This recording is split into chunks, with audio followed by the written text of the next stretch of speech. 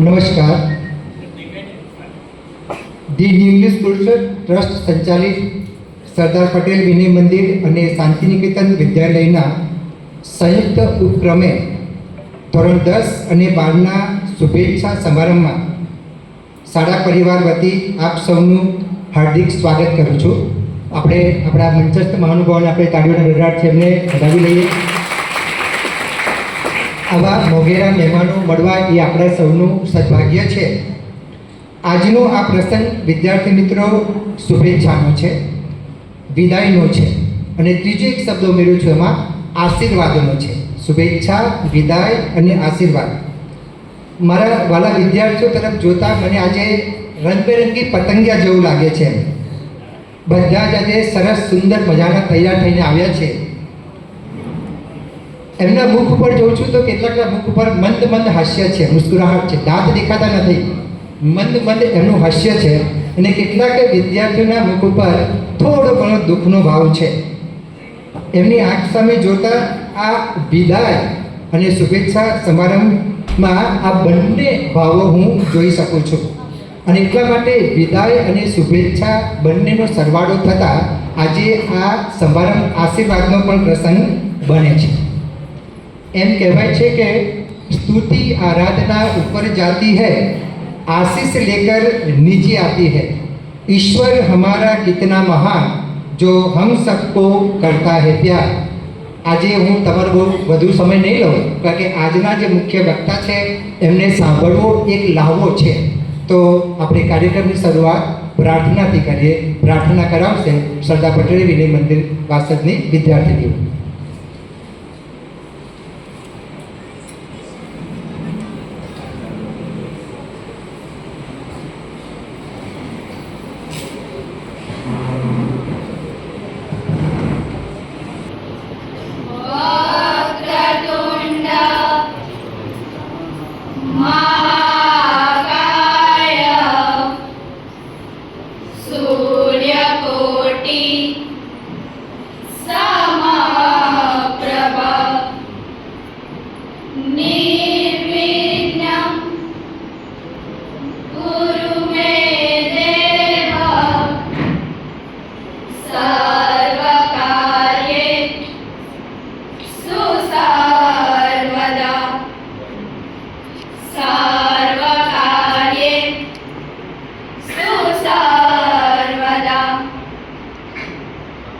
इतनी शक्ति हमें देना दाता, मन का विश्वास कमजोर होना. इतनी शक्ति हमें देना दाता, मन का विश्वास कमजोर होना. हम चले नेक रास्ते में हमसे भूल कर भी कोई भूल होना. इतनी शक्ति हमें देना दाता, मन का विश्वास कमजोर होना. दूर विज्ञान के हो अंधेरे, तू हमें ज्ञान की रोशनी दे. हर बुराई से बचते रहे हम, जितनी भी दे भली जिंदगी दे. बैर होना किसी का किसी से, भावना मन में बदले की होना. हम चले नेक रास्ते पे हमसे भूल कर भी कोई भूल होना. इतनी शक्ति हमें देना दाता, मन का विश्वास कमजोर होना. हम न सोचे हमें क्या मिला है, हम ये सोचे किया क्या है अर्पण. फूल खुशियों के बाटे सभी को, सबका जीवन ही बन जाए मधुबन. अपनी करुणा का जल तू बहा कर दे पावन हर एक मन का होना. हम चले नेक रास्ते पे हमसे भूल कर भी कोई भूल होना. इतनी शक्ति हमें देना का विश्वास कमजोर होना, मन का विश्वास कमजोर होना, मन का विश्वास कमजोर होना।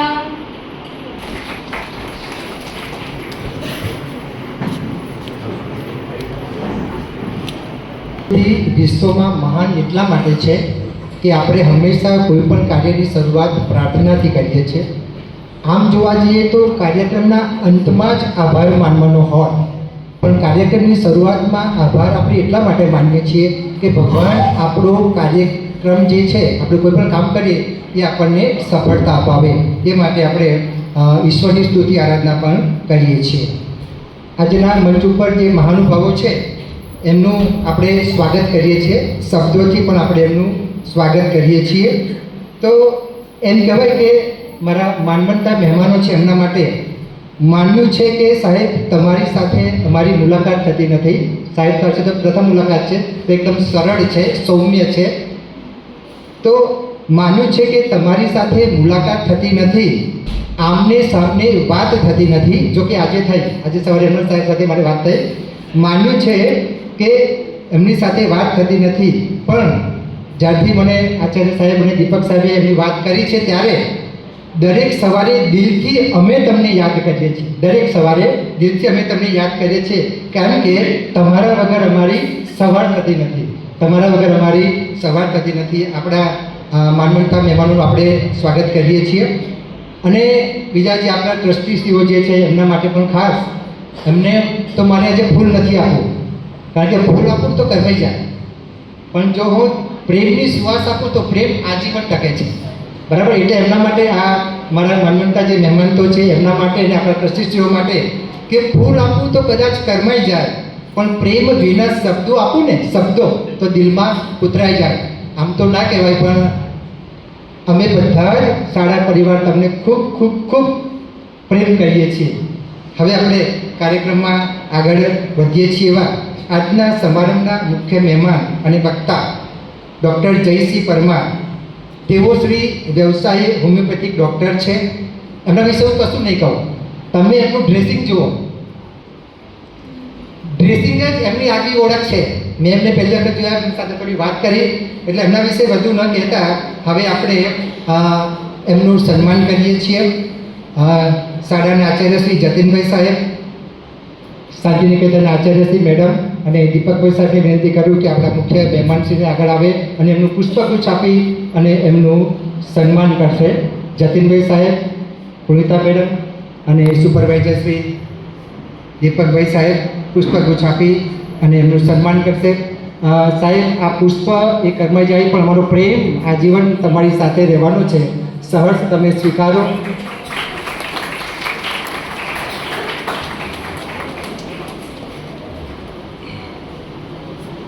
આપનો આભાર સાહેબ. સાહેબ, આપ તમે ત્યાં જ ઊભા રહેજો. શાન એ સન્માનનું પ્રતીક છે. તો વધુ સમય ન લેતા મને હંમેશા મોટિવેશન આપનાર અને નામ પ્રમાણે ગુણ ધરાવનાર, ભલે સફેદ વાળ થઈ ગયા હોય પણ હજુ યુવાન છે એવા મુરબ્બી વડીલ શ્રી કિશોરભાઈ સાહેબને વિનંતી તથા પુનિલભાઈ સાહેબને વિનંતી કરું કે તેઓ આપણા મુખ્ય મહેમાનશ્રીનું શાલ આપી અને એમનું સન્માન કરશે. Welcome sir. આપણે તાળીઓના ગરગડાટથી એમને વધાવી લઈએ. શાલથી એમનું આપણે સન્માન કરીએ છીએ. મને હંમેશા વોટ્સએપ પર મેસેજ કરે, ક્યાં ગુજરાતીનું નવું આવે તો અવશ્ય મેસેજ કરે એવા વડીલ અને પુનિલભાઈ હંમેશા આપણા શિક્ષણમાં સતત રસ લે છે અને એમનું માર્ગદર્શન પણ અમારે માટે ઉપકારક છે.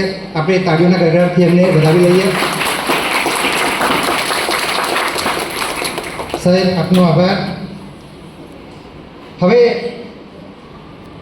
આગળ આપણે જોઈએ તો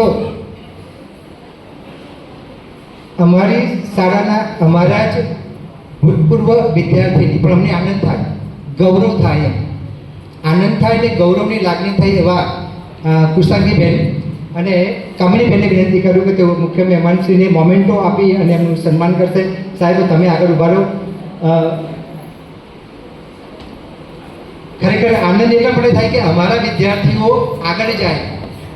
જીવનમાં 3 વ્યક્તિ એવા છે, માતા પિતા અને ગુરુ, જે હંમેશા વિદ્યાર્થીઓના પ્રગતિમાં આનંદ પામે છે. આપણે તાળીઓ પાડવાની કીધું સાથે કરીએ વિદ્યાર્થીઓ. હા સાહેબ, તમે ત્યાં ઊભા રહેજો. તમે અમારે આંગણે પધાર્યા છો, સ્વાગત કરવું એ ભારતીય સંસ્કૃતિ છે, અતિથિ દેવો ભવની ભાવના. હવે એમ કહેવાય છે કે જ્ઞાનનું દીપક અત્યારે જોવા જઈએ ને તો મોબાઈલ ના કહેવાય. મોબાઈલ ઇન્ફોર્મેશન આપે છે, તમને જ્ઞાન નથી આપતું. જ્ઞાન તમને પુસ્તક આપે છે. તો શાળાના આચાર્ય શ્રી જતીનભાઈ સાહેબ, પુનિતા મેડમ અને સુપરવાઇઝર સાહેબને વિનંતી કરું કે તેઓ પુસ્તક અને ફાઇલ આપી, પુસ્તક અને ફાઇલ અને એમનું સન્માન કરશે. વિશેષ આચાર્ય સાહેબ અને દીપકભાઈ સાહેબ માટે આપણે તાળીઓ વધારે પાડીએ, કારણ કે એમના પ્રયત્ન થકી જ આપણને ઉત્તમ વક્તા મળ્યા છે. હવે લાસ્ટ બટ નોટ લિસ્ટ એમને લઈને આવનાર હેમંતભાઈ સાહેબ, પ્લીઝ વેલકમ. તમે તમારું સ્થાન પ્રાપ્ત કરી શકો છો. હેમંતભાઈ સાહેબને દીપકભાઈ સાહેબ પુષ્પગુચ્છ આપી અને એમનું સન્માન કરશે.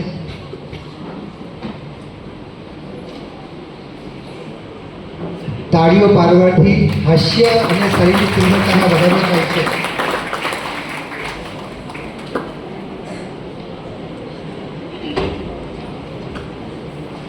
મને કોઈકે પૂછ્યું કે રાજુ, તું સફળ શિક્ષક છે કે નિષ્ફળ? તો મારા વિદ્યાર્થીઓને, અત્યારના જે વિદ્યાર્થીઓને પૂછું તો મને નિષ્ફળ કહેશે. કેમ? કારણ કે માર્ક્સ ઓછા આપું છું ગુજરાતીમાં. પણ ભવિષ્યના વિદ્યાર્થીને પૂછીએ તો એ ક્યાંક એમનો અભિપ્રાય જુદો હોય, કારણ કે હમણાં બારઓરડામાં અને મનોચિકનમાં બધે ફર્યો એટલે ખબર પડી. તો દરેક શિક્ષક કેટલો સફળ છે કે નિષ્ફળ છે એનો આધાર એના વિદ્યાર્થીઓ છે. તો વધુ સમય ન લેતા હવે આપણા વિદ્યાર્થીઓ જે આપણી પાસેથી જ્ઞાન પ્રાપ્ત કર્યું છે, જે કંઈ અનુભવો પ્રાપ્ત કર્યા છે એ એમના જ મુખે આપણે સાંભળીએ. સૌપ્રથમ શાંતિનિકેતનના વિદ્યાર્થીની હીર આપણને એમના સંસ્મરણો પાગળશે.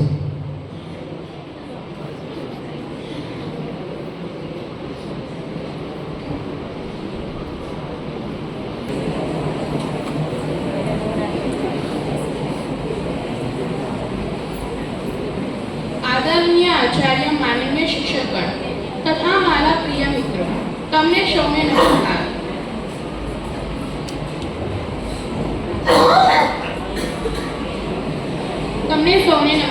આજે એક વિશેષ દિવસ છે, કારણ કે આજે આપણે વિદાય સમારંભનું આયોજન કરી રહ્યા છીએ. આજે આપણી શાળાનો છેલ્લો દિવસ છે. હવે આપણે આગળના ભવિષ્યનું ડગલું માંડીશું. શાળા પછી આપણે સૌ અલગ અલગ દિશામાં પ્રવેશ કરીશું અને જુદા થઈશું, અને આ પંક્તિ હંમેશા ધ્યાનમાં રાખીશું. શાળા એક એવું સ્થાન છે જ્યાં આપણે ઘર પછી સૌથી વધારે સમય વ્યક્ત કરીએ છીએ.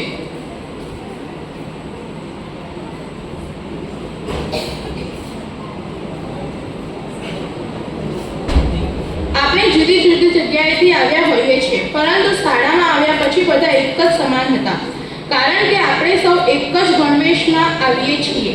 આપણે શાળામાં રડતા રડતા આવ્યા હતા, અને જ્યારે શાળા છોડીએ છીએ ત્યારે પણ આંખમાં આંસુ જ છે. હું મારા આચાર્યશ્રીને ધન્યવાદ કરીશ કે જેમને આપણને શાળામાં ઘર જેવું વાતાવરણ આપ્યું. અમારા શિક્ષકો જેમને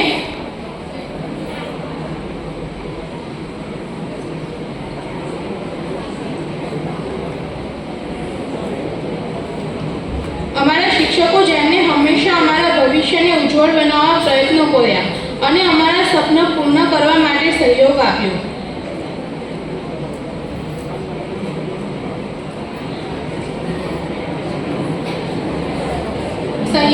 ડગલે ને પગલે અમને મદદ કરી, ક્યારેક ઠપકો પણ આપ્યો કે જેથી અમે સુધરી શકીએ અને અમારું ભવિષ્ય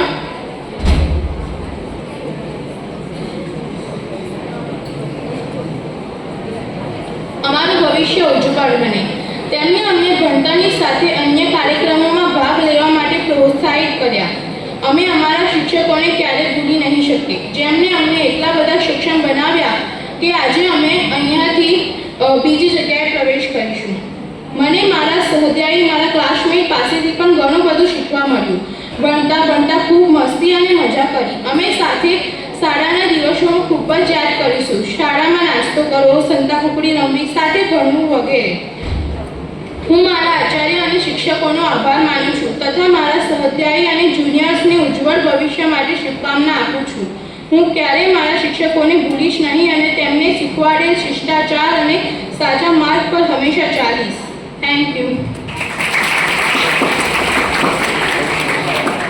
હવે ધોરણ 12ની વિદ્યાર્થીની સદા પટેલ વિનય મંદિર વૃદ્ધા આપણને પોતાના સંસ્મરણો વાગોળશે.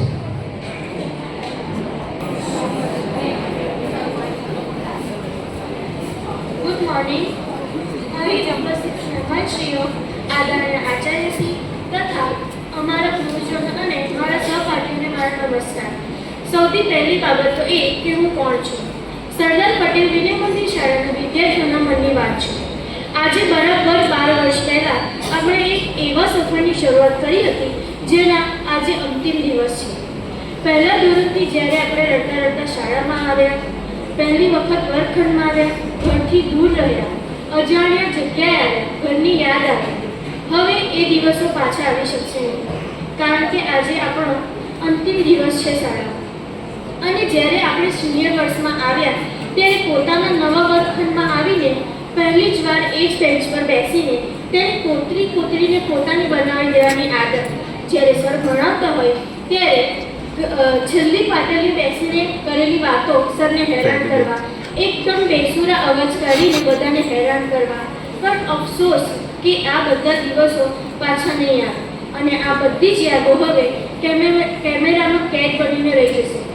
પણ હવે આપણે એક નવા રસ્તા પર જવાનું છે અને એ રસ્તાની દિશા કંઈક અલગ હશે, જેમાં કેટલીક મુશ્કેલીઓ આવશે અને જેનો એ મુશ્કેલીનો સામનો આપણે એકલા જ કરવો પડશે.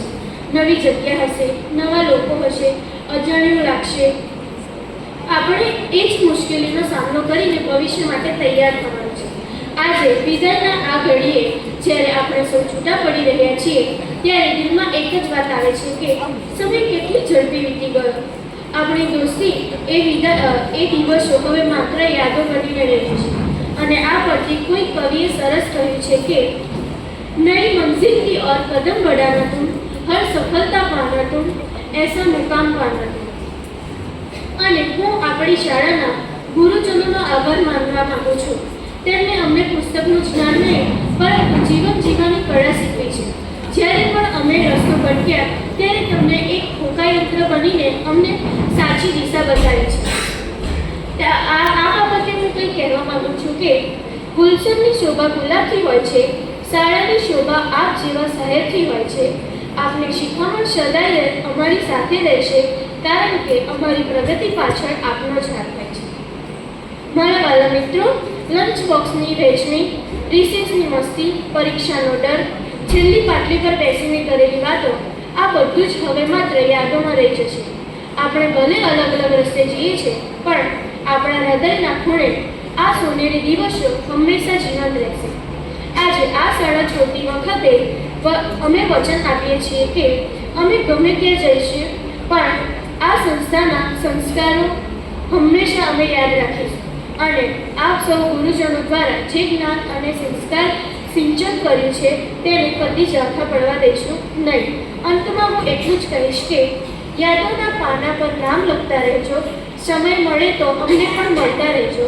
શાળાની આ સફર અહીં પૂરી થાય છે, પણ દોસ્તીના દીવા કાયમ સળગતા રહેજો. Thank you. હવે આરુષિબેનને વિનંતી કરું કે તેઓ આપણને પ્રસંગોચિત ઉદ્બોધન કરશે.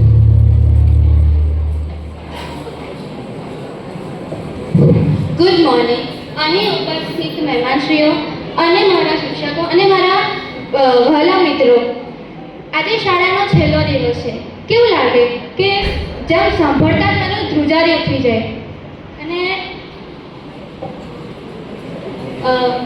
જ્યારે આપણે નાના હતા ત્યારે બાળ મંદિરમાં રડતા રડતા આપણે પહેલો જે પગ મૂક્યો હતો અને અત્યારે કોલેજનો સફર પહેલાં શાળામાં જે છેલ્લો પગ મૂક્યો છે, આ બે પગલા વચ્ચેનો અંતરમાં જીવાતી જિંદગી એટલે સ્કૂલ લાઈફ.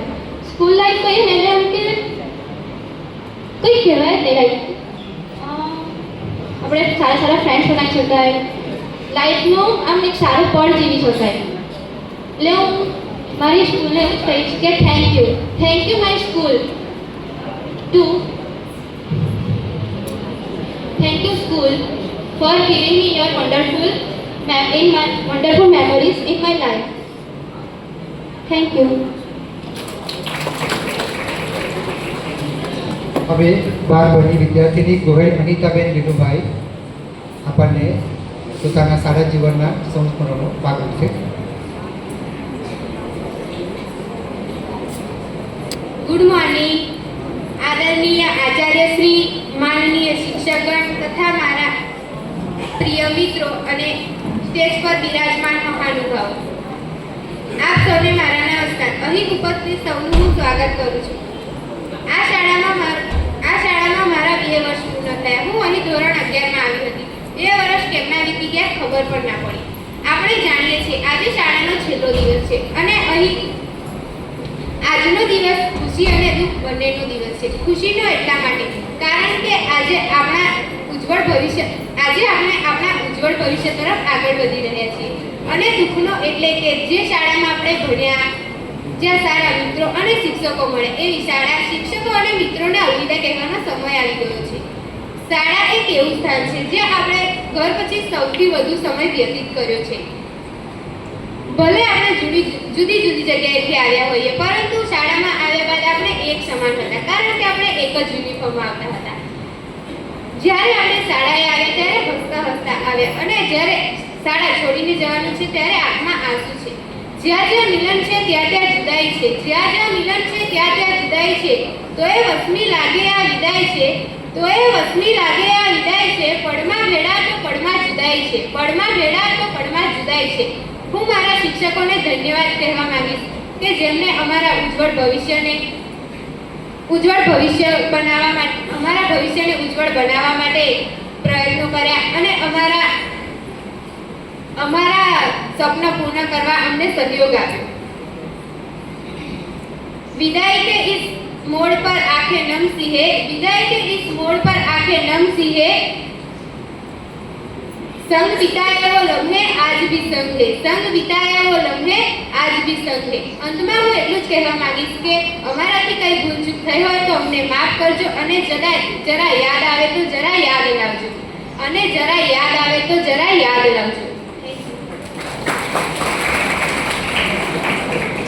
પાછળ બેઠો વિચારતો તો હવે બહુ કાવ્ય પંક્તિ નથી બોલવી, એટલે મને એક વિચાર આવ્યો કે હું ખોટો વહેલો જન્મી ગયો, મોડું જન્મવાનું હતું. કારણ કે આટલું સરસ અમારે જમવાની વાત તો કંઈક, જોકે હું જે સ્કૂલમાં ભણાવ્યો સાહેબ દિવસ ગામડીમાં, ત્યાં બધું થતું હતું, પણ મનમાં એક દમ છે કે સાહેબ મોડા જન્મ્યા હોય તો આ બધું લાવવો પડે એમ. હવે વધુ સમય ન લેતા આપણી શાળાના સોનાબેનને વિનંતી કરું કે તેઓ આપણને વિદ્યાર્થીઓને આશીર્વચન પાઠવશે. શ્રીમતી સોનાબેન આપણા મુખ્ય વક્તા જે છે એમને આપણે સાંભળવાના છે. મેં એમને કીધું છે કે સાહેબ તમે મન મૂકીને અમારા વિદ્યાર્થીઓ પર વરસજો. શ્રીમતી સોનાબેન. સ્ટેજ પર વિરાજમાન આમંત્રિત મહેમાનો, શિક્ષકો અને વાલા વિદ્યાર્થીઓ, આજે આપણે ધોરણ 10 અને 12ની બોર્ડની એક્ઝામના શુભેચ્છા માટે, તેમની વિદાય માટે અહીં એકત્રિત થયા છીએ. અત્યારે આ 10 અને 12ની પરીક્ષા આપતા વિદ્યાર્થીઓ માટે હું એમને એટલું જ કહીશ, મંજિલ મિલે ન મિલે कोई बात नहीं, मंजिल मिले न मिले कोई बात नहीं, लेकिन कोशिश भी ना करो ये तो गलत बात है ना. कोशिश तो करनी पड़ती है. એટલે જ્યારે તમે આ પરીક્ષાની તૈયારી કરી રહ્યા છો ત્યારે મારી તમને શુભેચ્છા અને શુભકામના છે કે તમે સફળતાને પ્રાપ્ત કરો. અહીં બેઠેલા દરેક વિદ્યાર્થીને કોઈક ને કોઈક શિક્ષક પ્રત્યે કંઈક અણગમો હશે. કેમ? કારણ કે તમને અમે ક્યારેક ઠપકો આપ્યો છે, ક્યારેક શિક્ષા પણ કરી છે, તમારા સારા માટે અમને ક્યારેક અઘરા નિર્ણયો પણ કરવા પડ્યા છે. પણ આ બધું કરવાનું કારણ તમારી પાસે કોઈ દુશ્મની નથી, પણ તમારું વ્યક્તિત્વનું ઘડતર થાય, તમે આગળ વધો, સફળ થાવ બસ એ જ અમારા પ્રયત્નો હતા. વિદ્યાર્થીઓ, તમે પ્રયત્ન કરો છો, વાંચો છો, મહેનત કરો છો અને એ મહેનત કરતાં કરતાં તમે આગળ વધો છો. અમારી પણ તમને શુભકામના છે કે તમે સફળતાને પ્રાપ્ત કરો. જીવનમાં હંમેશા બે વ્યક્તિઓ પાસેથી શીખવા જેવું છે. એક જે સફળ થયા છે તેમની પાસેથી કે કેવી રીતે સફળ થઈ શકાય, અને બીજું એમની પાસેથી નિષ્ફળ પામેલા જે વ્યક્તિઓ જીવનમાં નિષ્ફળ પામ્યા છે તેમની પાસેથી પણ એ શીખવાનું કે શું કર્યું કે જેથી નિષ્ફળ થયા. નિષ્ફળ ન થઈ શકાય એ માટે એમની પાસેથી શીખી અને આપણે સફળતા પ્રાપ્ત કરવાની છે. હું તમને એ કહેવા માંગુ છું કે જ્યારે તમે વાંચો છો, અભ્યાસ કરો છો, ત્યારે સંપૂર્ણ તમારું ધ્યાન અભ્યાસમાં અને વાંચવામાં રાખો. તમારી પોતાની જ આદતો ક્યારેક તમારા માટે નુકસાન કરતા નીવડે છે.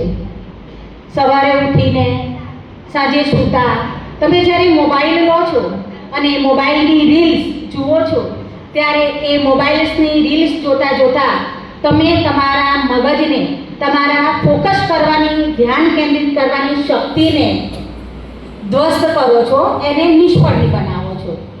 એટલે આ આદત, આ તમારી ટેવ જો હોય તો એને સુધારજો.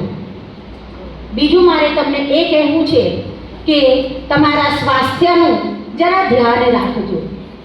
જંક ફૂડ અને અપૂરતી ઊંઘ એ તમારા શરીર માટે નુકસાન કરતા છે. કદાચ તમારું સ્વાસ્થ્ય પણ બગડે. તમે હોશિયાર છો, પણ જો તમારું શરીર જ તમને સાથ નહીં આપે તો તમે સફળ થઈ શકશો નહીં. એટલે સ્વાસ્થ્યને પણ જરા સાચવજો.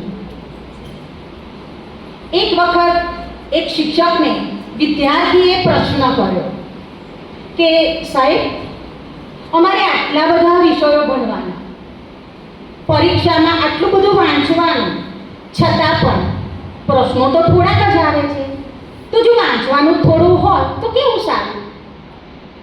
શિક્ષકે કહ્યું, હું તને આનો જવાબ કાલે આપીશ.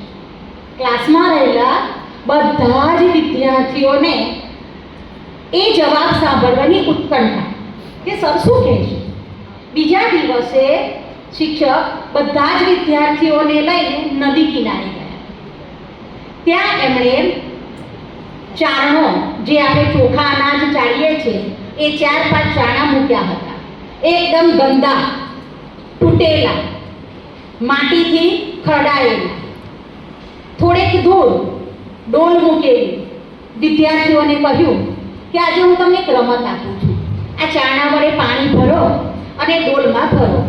વિદ્યાર્થીઓ મૂંઝાઈ ગયા કે ચાણો કાણો છે, પાણી કેવી રીતે ભરવું, છતાં પણ આ તો શિક્ષકનો આદેશ. એટલે વિદ્યાર્થીઓએ ચાણો લઈને નદીમાં ચાણો ડબોળ્યો અને પાણી લઈને ડોલ ભરવાનો પ્રયત્ન કર્યો. પણ એક ડગલું પણ પાણી લઈને એ નીકળી શક્યા નહીં. હવે બન્યું એવું કે વિદ્યાર્થીઓ વારંવાર ચાણાથી પાણી લેવાનો પ્રયત્ન કરે છે, પણ પાણી ભરાતું નથી. થોડો સમય થયો, થાકી ગયા. શિક્ષક સામે નજર કરી એટલે શિક્ષકે કહ્યું કે આજ મારું તમને જવાબ છે. શું જવાબ છે? ચારણો જ્યારે પહેલા હતો ત્યારે કેવો હતો? એકદમ ગંદો હતો, માટીથી ખરબડાયેલો હતો. હવે તમે એને જુઓ, વારંવાર પાણીમાં ઝબોળવાથી એ ચાણો કેવો બની ગયો છે? ચોખ્ખો થઈ ગયો છે. તો આ જ છે પુસ્તકનું જ્ઞાન.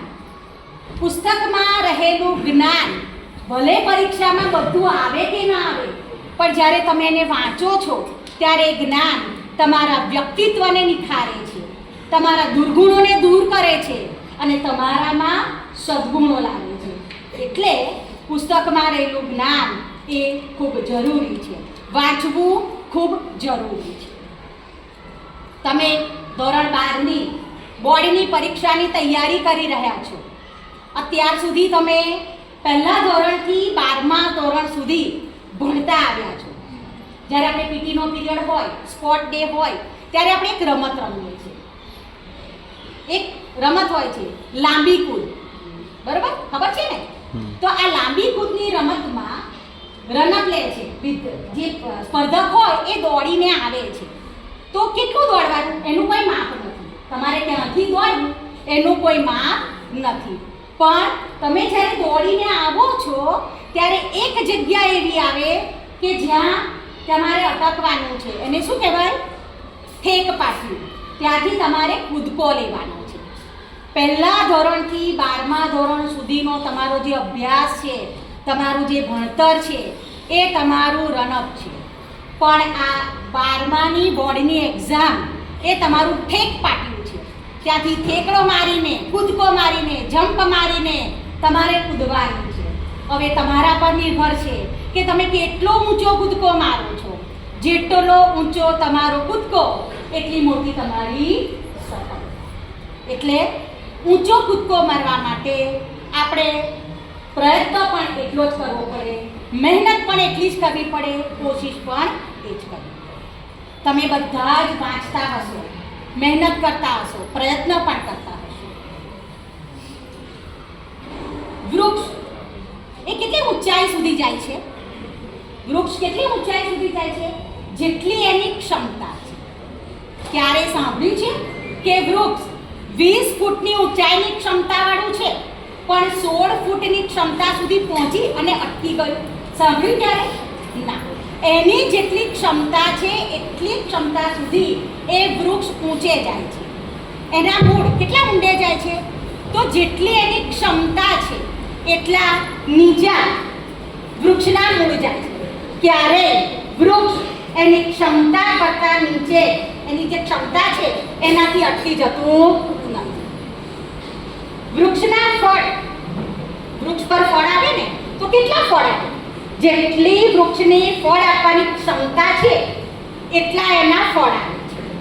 બરોબર ને? હવે હું તમને પ્રશ્ન કરું, તમારી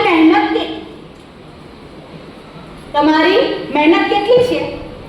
શું તમે તમારી ક્ષમતા પ્રમાણે મહેનત કરી છે?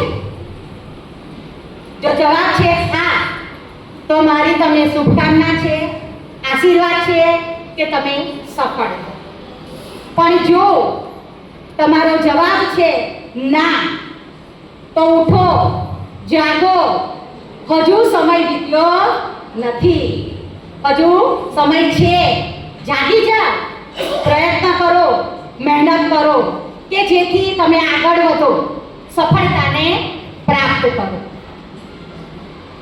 તમે મહેનત કરશો તો ચોક્કસ સફળ થશો. જીવનમાં કંઈક એવું કરવું, એવા કામ કરવા કે જેથી પોતાની જાતની પીઠ થપથપાવવાનું પણ મન થાય, પોતાની જાતને પણ શાબાશી આપવાનું મન થાય કે મેં કાંઈ કર્યું છે. चूल्हा तो हर कोई जलाता है, पर कुछ ऐसा करो कि 2-4 लोगों के दिल जले. कुछ ऐसा करो कि 2-4 लोगों के दिल जले. एक वक्त एक कुंभार માટીમાંથી ચિલમ બનાવતો હતો. એ જ્યારે ચિલમ બનાવવાનું શરૂ કર્યું ત્યારે એની પત્ની એની પાસે આવી અને કહ્યું કે તમે શું કરો છો? કુંભારે જવાબ આપ્યો કે હું ચિલમ બનાવું છું. પત્નીએ કહ્યું એના કરતાં તો ઘડો બનાવો ને. ચિલમ બનાવો છો એના કરતાં ઘડો બનાવો ને. ગરમીઓની મોસમ આવી રહી છે, ખૂબ વેચાણ થશે. એટલે કુંભાર પત્નીનો કહ્યા કરો હતો. એણે ચિલમ બનાવવાનું પટ્ટું મૂક્યું, માટીને ફરીથી ગુંદી અને ઘડો બનાવ્યો. જ્યારે કુંભારે ઘડો બનાવવાનું શરૂ કર્યું ત્યારે માટીમાંથી અવાજ આવ્યો, અરે कुम्हार, तूने तो अपनी सोच बदल दी, लेकिन मेरा तो पूरा जीवन ही बदल गया. क्यों? अगर मैं चिलम बनती तो सारी दुनिया को जलाती. अगर मैं चिलम बनती तो सारी दुनिया को जला दी. तूने तो सुराही बना दी, अब मैं सबको शीतलता दूंगी. सोच बदलो, जीवन बदलाई जैसे. विद्यार्थीओ, તમારા વિચાર, તમારું જીવન બદલી શકે છે. બરોબર ને? એટલે અત્યારથી જ સારા વિચારો અને સારા વિચાર, સારી સોચ રાખવાનું. મારે તમને એ કહેવું છે કે તમે જ્યારે આ શાળામાં ભણો છો ત્યારે હવે તમે અહીંયાથી જશો ત્યારે તમારી યાદ અમને ચોક્કસ આવશે. ક્લાસમાં અમને તમે ભણાવતા હોઈએ ત્યારે તમારું હાસ્ય, ક્યારેક તમને આપેલો ઠપકો, પરીક્ષાના સુપરવિઝન વખતે તમારા મુખ પરનું ટેન્શન, આ બધું અમે પણ મિસ કરીશું. જેમ તમે તમારી યાદો અમને આપો છો એમ તમે પણ તમારી યાદ અમને આપતા જશો. ક્યારેક અહીંયાથી આવો ત્યારે આવતા જતા મળતા જજો, કેમ છો એટલું કહેતા જજો.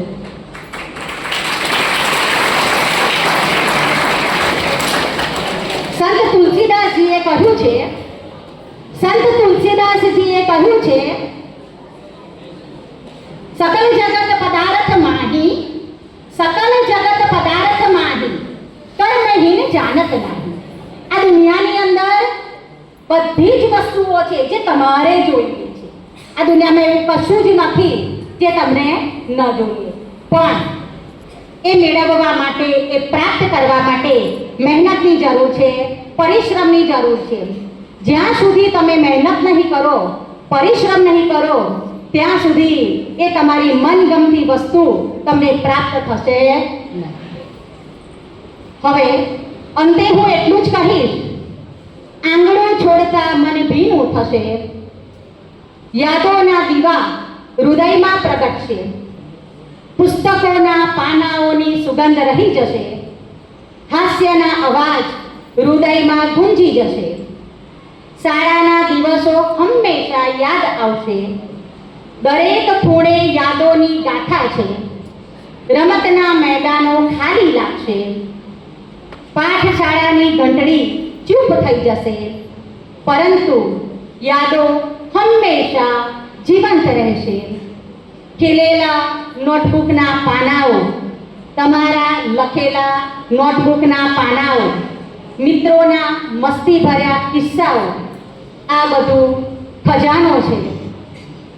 આ સફર હૃદયમાં હંમેશા જીવંત રહેશે. વર્ગખંડના ખૂણે રહેલી મજા, પાઠ દરમિયાનની હળવી શરારત, વિદાયે આ બધાને અણમોલ બનાવ્યું. શાળા દિવસો તો કથા સોપાન, શાળા દિવસો તો કથા સોપાન. કક્ષ ખાલી લાગશે, હાસ્યના અવાજ ચૂપ થઈ જશે, પણ સ્મૃતિઓ સદા બોલતી રહેશે. આંખ ભીની હસતા ચહેરા, આંખ ભીની હસતા ચહેરા, વિદાયની આ પળો અનોખી અને ગહેરી. હૃદયમાં રહેશે આ દ્રશ્ય હંમેશા જીવંત. શિક્ષકોના પાઠ જીવનમાં માર્ગદર્શક બનશે, શિક્ષકોના પાઠ જીવનમાં માર્ગદર્શક બનશે. અંતે સર્વ વિદ્યાર્થીઓને તમારી પરીક્ષાની શુભકામના, તમારા ઉજ્જવળ ભવિષ્ય અને નવી સફર માટે તમારી ઈશ્વરને હું પ્રાર્થના કરીશ તમે સફળ થાવ, આગળ વધો અને એક એવા મુકામ પર પહોંચો કે અમને પણ ગર્વ થાય કે આ અમારા વિદ્યાર્થી છે. Thank you.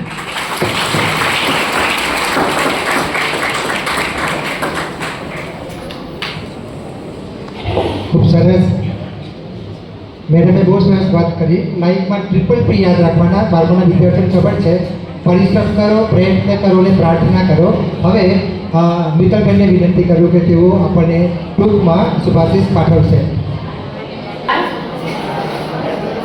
આજના આ વિદાય શુભેચ્છા સમારોહમાં પધારેલ મુખ્ય મહેમાન શ્રી, આદરણીય મંડળના સભ્યશ્રીઓ, માનનીય આચાર્ય શ્રી, સુપરવાઇઝર શ્રી, શાળાના તમામ શિક્ષક મિત્રો અને મારા વહાલા એવા વિદ્યાર્થી મિત્રો, આજે વિદાય અને શુભેચ્છા સમારોહમાં ધોરણ 10 અને 12ના વિદ્યાર્થીઓને જે શુભેચ્છા પાઠવવાનો મને મોકો મળ્યો છે એના માટે હું મારી જાતને ભાગ્યશાળી ગણું છું.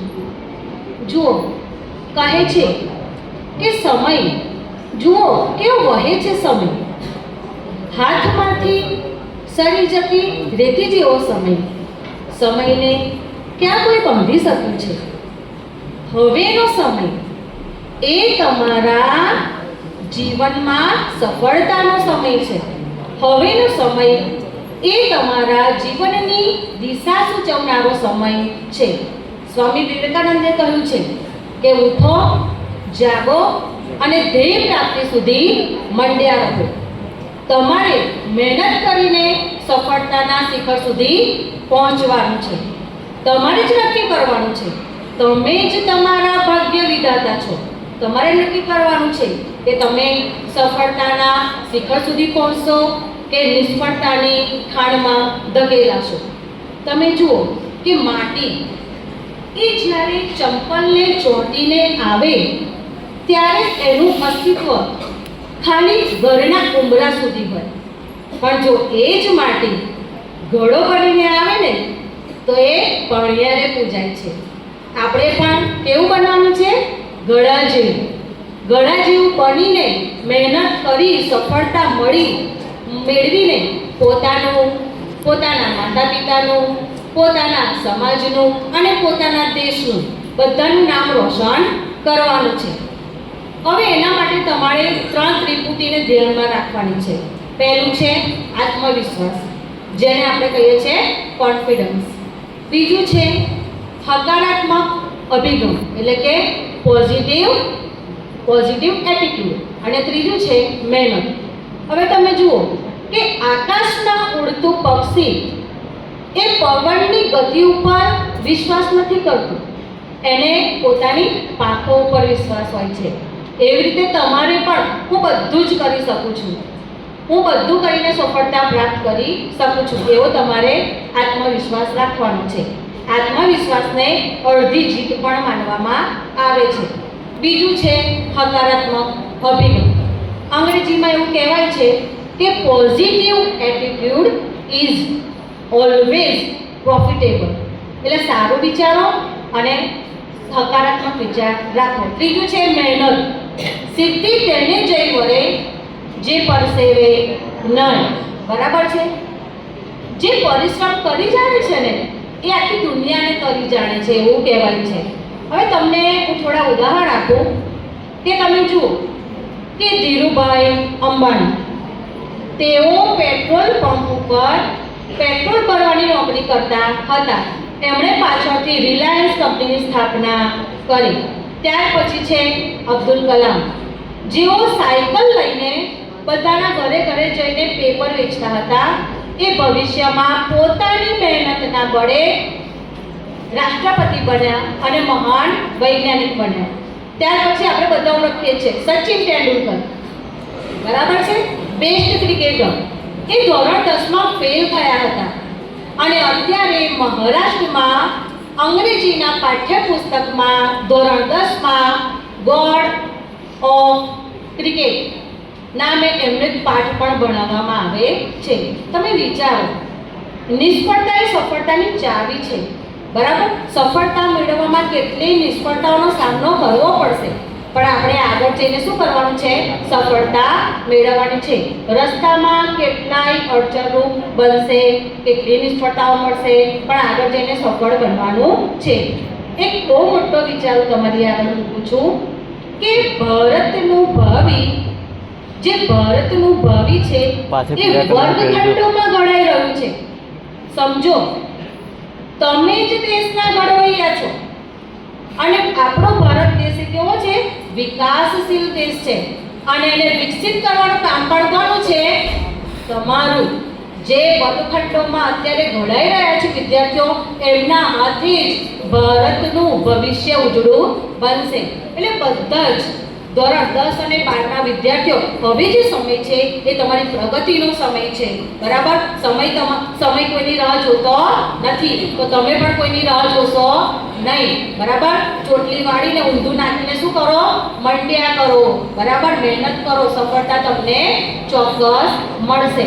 અંતમાં હું એટલું જ કહીશ કે ધોરણ 10-12ના જે વિદ્યાર્થીઓ છે એ ઉત્તમ પરિણામ લાવે, મહેનત કરે અને આપણી સ્કૂલનું, પોતાના સમાજનું નામ રોશન કરે એવી શુભેચ્છા. God bless you all.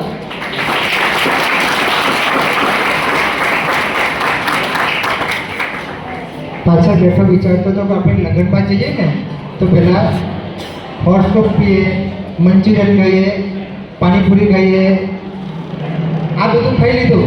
હવે પાક્કું ભોજન ખાવાનો વારો છે. તો તમારી વચ્ચે વધુ નહીં રહું. હવે આપણે પાક્કું ભોજન ખાવા માટે તૈયાર થઈએ.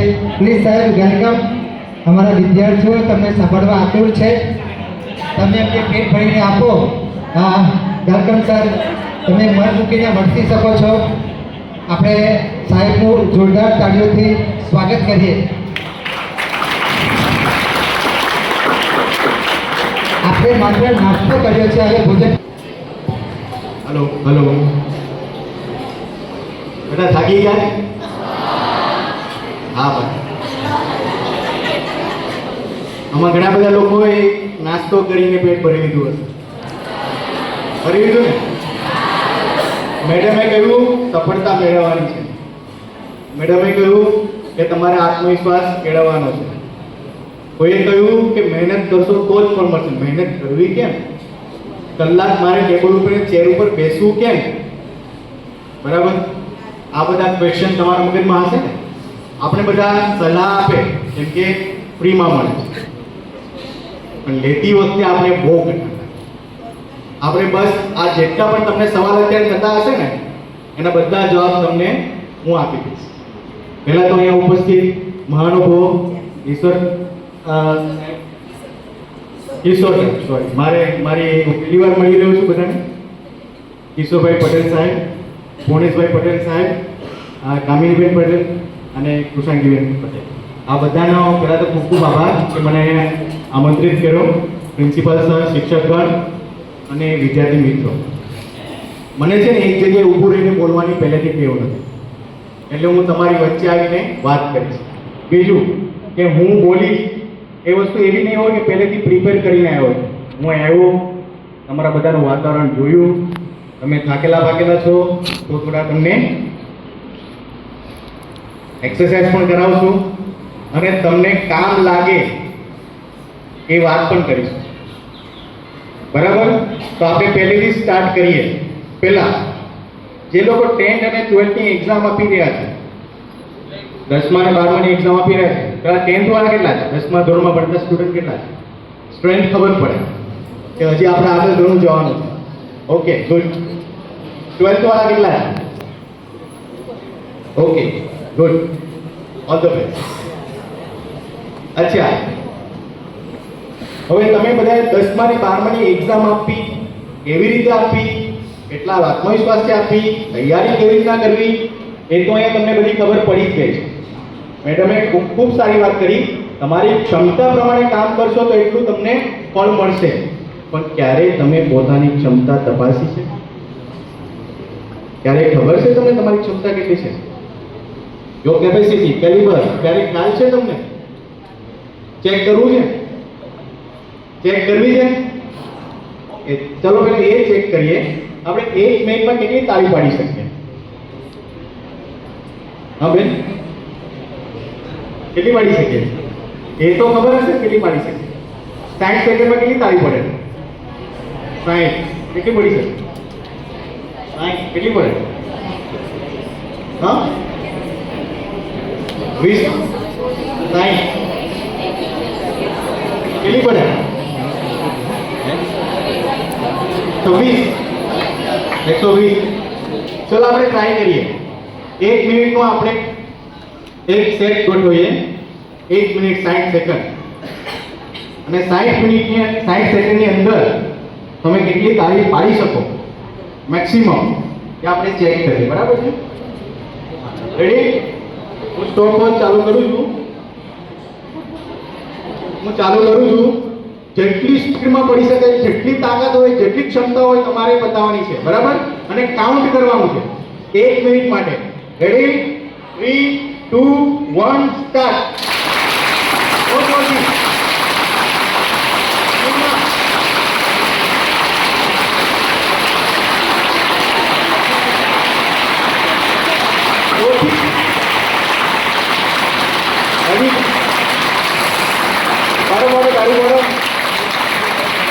બાદ કેટલી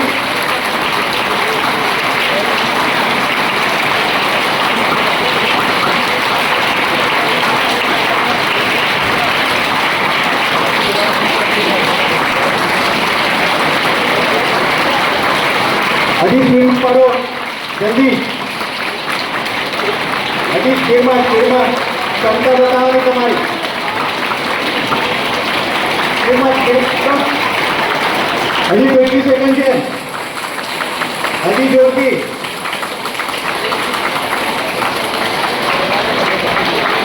હજી પાડી શકાશે હજી ઓકે કેટલી પડી હા 144 કેટલી પડી 290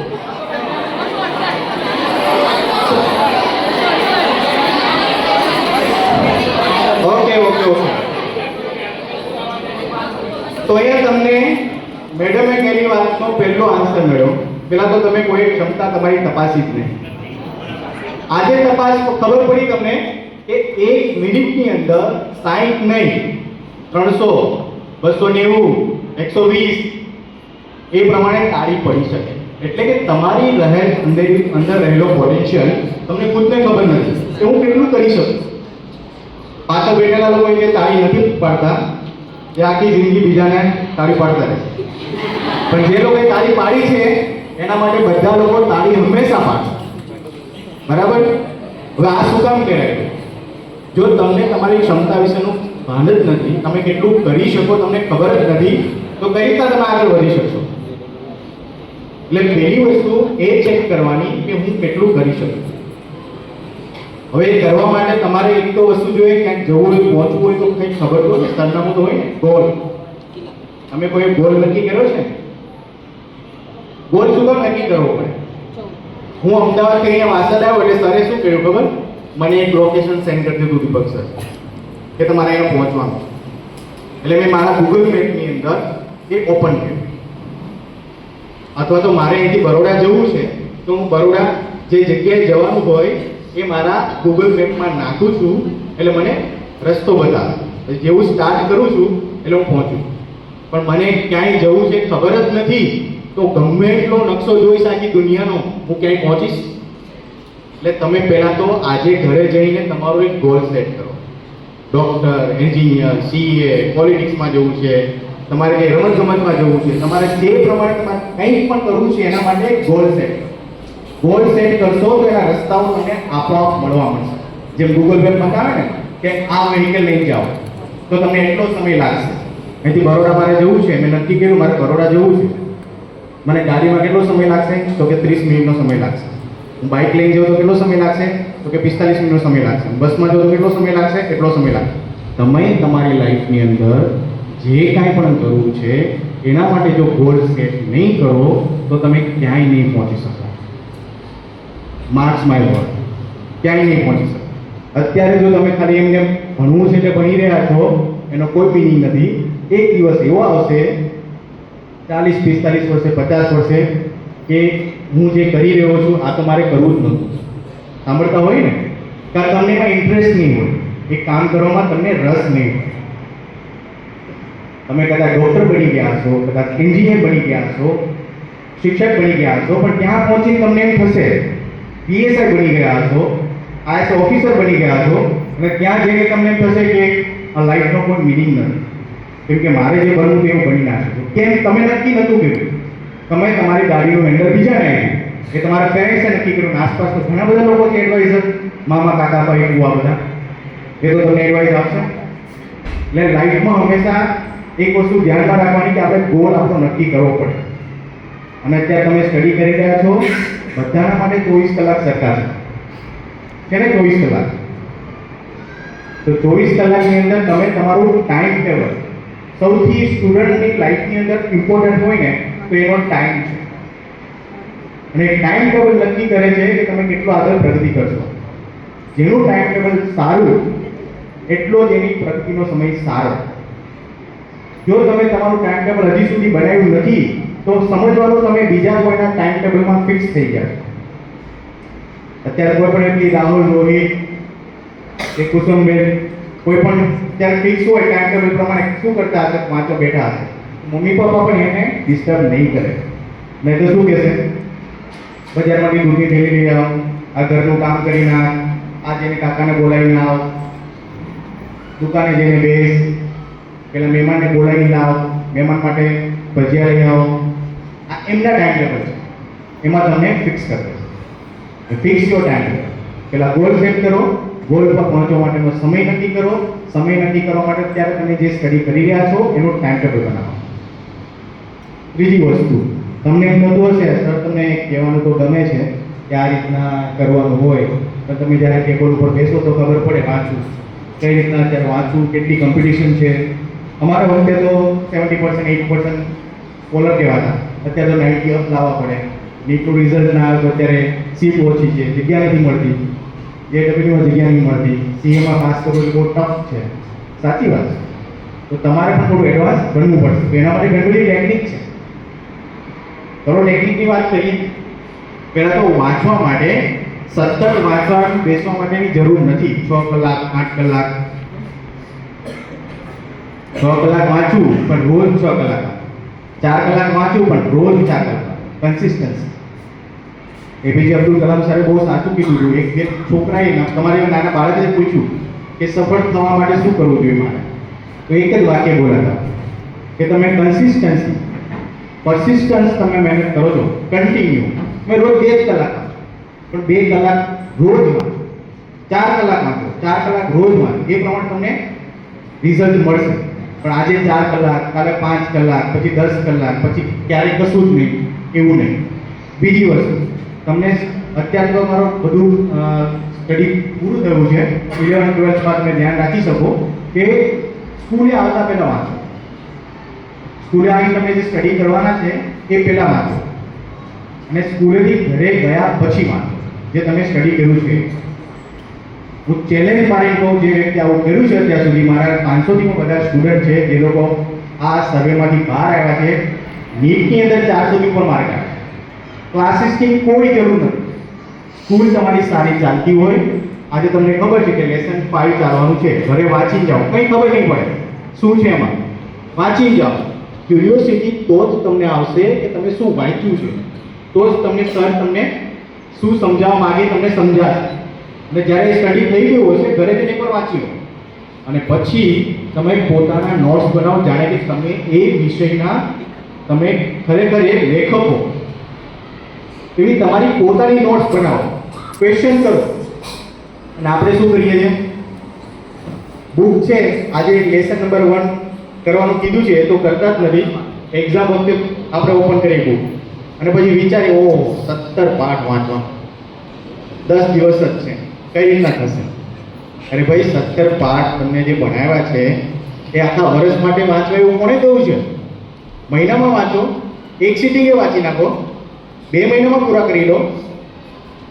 પણ આપણે હંમેશા પહેલેથી એવું ભણતા આવ્યા છે કે હું અત્યારે 4થા ધોરણમાં ભણું છું, મારી પાસે 5 સબ્જેક્ટ છે, એના 20, 25, 30 એવા લેસન છે.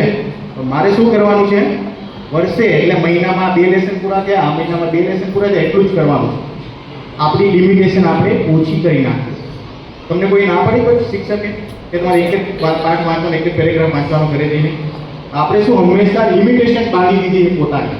અત્યારે તમે લોકો લિમિટેશન બાંધી હતી ને કે 60 તાળી વાગે સાહેબ, પછી કેટલી વાગી? તમે લિમિટેશનની બહાર આવ્યા. એટલે પહેલાં બહારનો વિચાર. મને ખબર છે અહીં જેટલા બધા સ્ટુડન્ટ બેઠા છે બધા માટે કદાચ હું બોલું છું કે ખબર નહીં પડતી હોય, અને હું પણ એ ધ્યેય સાથે જ આવ્યો છું કે આમાંથી ખાલી મારે 1 કે 2 IAS ઓફિસર બની જશે, એકાદો IPS ઓફિસર બની જશે, એક ડૉક્ટર બની જશે કે CA બની જશે તો અમારું કામ થઈ ગયું. બધા માટે નથી. તમે એવું માનતા છો કે આ સર તો અત્યારે આવ્યા છે, બોલે છે, આ તમે માનશો કે મારા બધા માટે એવું નથી. જેને લેવું છે ને એના માટે છે. બાકી તમે તૈયાર થઈને આવ્યા, સેલ્ફી પડાવશો, ફ્રેન્ડ સાથે ગ્રુપ ફોટો કરશો ને પછી જતા રહેશો. પણ ફોટા એના લોકો શોધવા મળશે કે જે લોકોએ કંઈક કર્યું.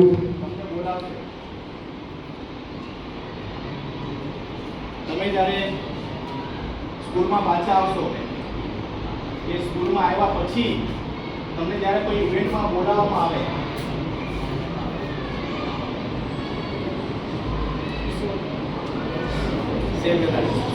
ઓકે આ એટલા જ્યાં સુધી કન્ટિન્યુ કરીએ તો હવે તમને એમ થતું હશે કે વાંચવાની પદ્ધતિ વિશે થોડી વાત કરો 6 કલાક કન્ટિન્યુ વાંચવું નહીં, પણ 6 કલાક કન્ટિન્યુ એક સાથે વાંચવાનું નથી.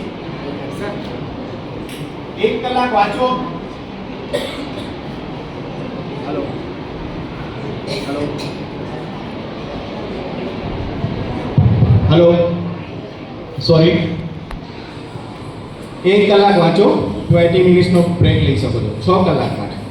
પણ માન લો કે તમે 1 જ કલાક વાંચી રહ્યા છો તો એમાં પણ 5 મિનિટ્સનો તમે બ્રેક લઈ શકો છો એવરી 20 મિનિટ્સ. આ ટેકનિકને પોમોડોરો ટેકનિક કહેવામાં આવે છે અને વર્લ્ડમાં આ ટેકનિક ઘણી બધી જગ્યાએ યુઝ થાય છે. આનાથી તમારો સ્ટ્રેસ લેવલ ઓછો થાય છે, તમને યાદશક્તિ વધે છે. બ્રેન કેવું છે ખબર? બ્રેનને તમે સતત વાંચો બધું યાદ નથી રહેતું, એને તમે થોડું થોડું વાંચો ને એ યાદ રહે છે. આપણો સિમ્પલ એક બ્રેન અને શરીરનો સિમ્પલ નિયમ છે, પેટને પણ તમે જેટલું આપો ને એટલું જ ખાય, એનાથી ચલાવ. વધારે ખાવ તો શું થાય? એ રીતના બ્રેનમાં એવું જ છે, વધારે નાખશો અચાનક તો એ ફૂલી જશે, પછી ભૂલી જશે. પણ ધીમે ધીમે કરીને આપશો ને તો યાદ રહેશે. અચ્છા, તમને એમ થતું હશે કે યાદ રહેવું એ જ મુશ્કેલ છે. વાંચવાની પદ્ધતિ તો મેં કહી દીધી, પણ યાદ કેમ રહેવું એ જ અઘરું છે. મન એક ઠેકાણે બેસતું નથી, કોન્સન્ટ્રેશન લેવલ ઓછું છે. મેં તમે કહ્યું ને ફોકસ, એ તો રહેતું જ નથી. થોડી વાર તરત ટિંગ નોટિફિકેશન આવે, તરત મોબાઈલ જોવાની ઈચ્છા થઈ જાય. આપણામાં ન આવ્યું હોય ને, બાજુમાં રિંગ વાગતી હોય તો આપણે જોઈ લઈએ કે મારામાં શું કોઈનો મેસેજ ના આવ્યો.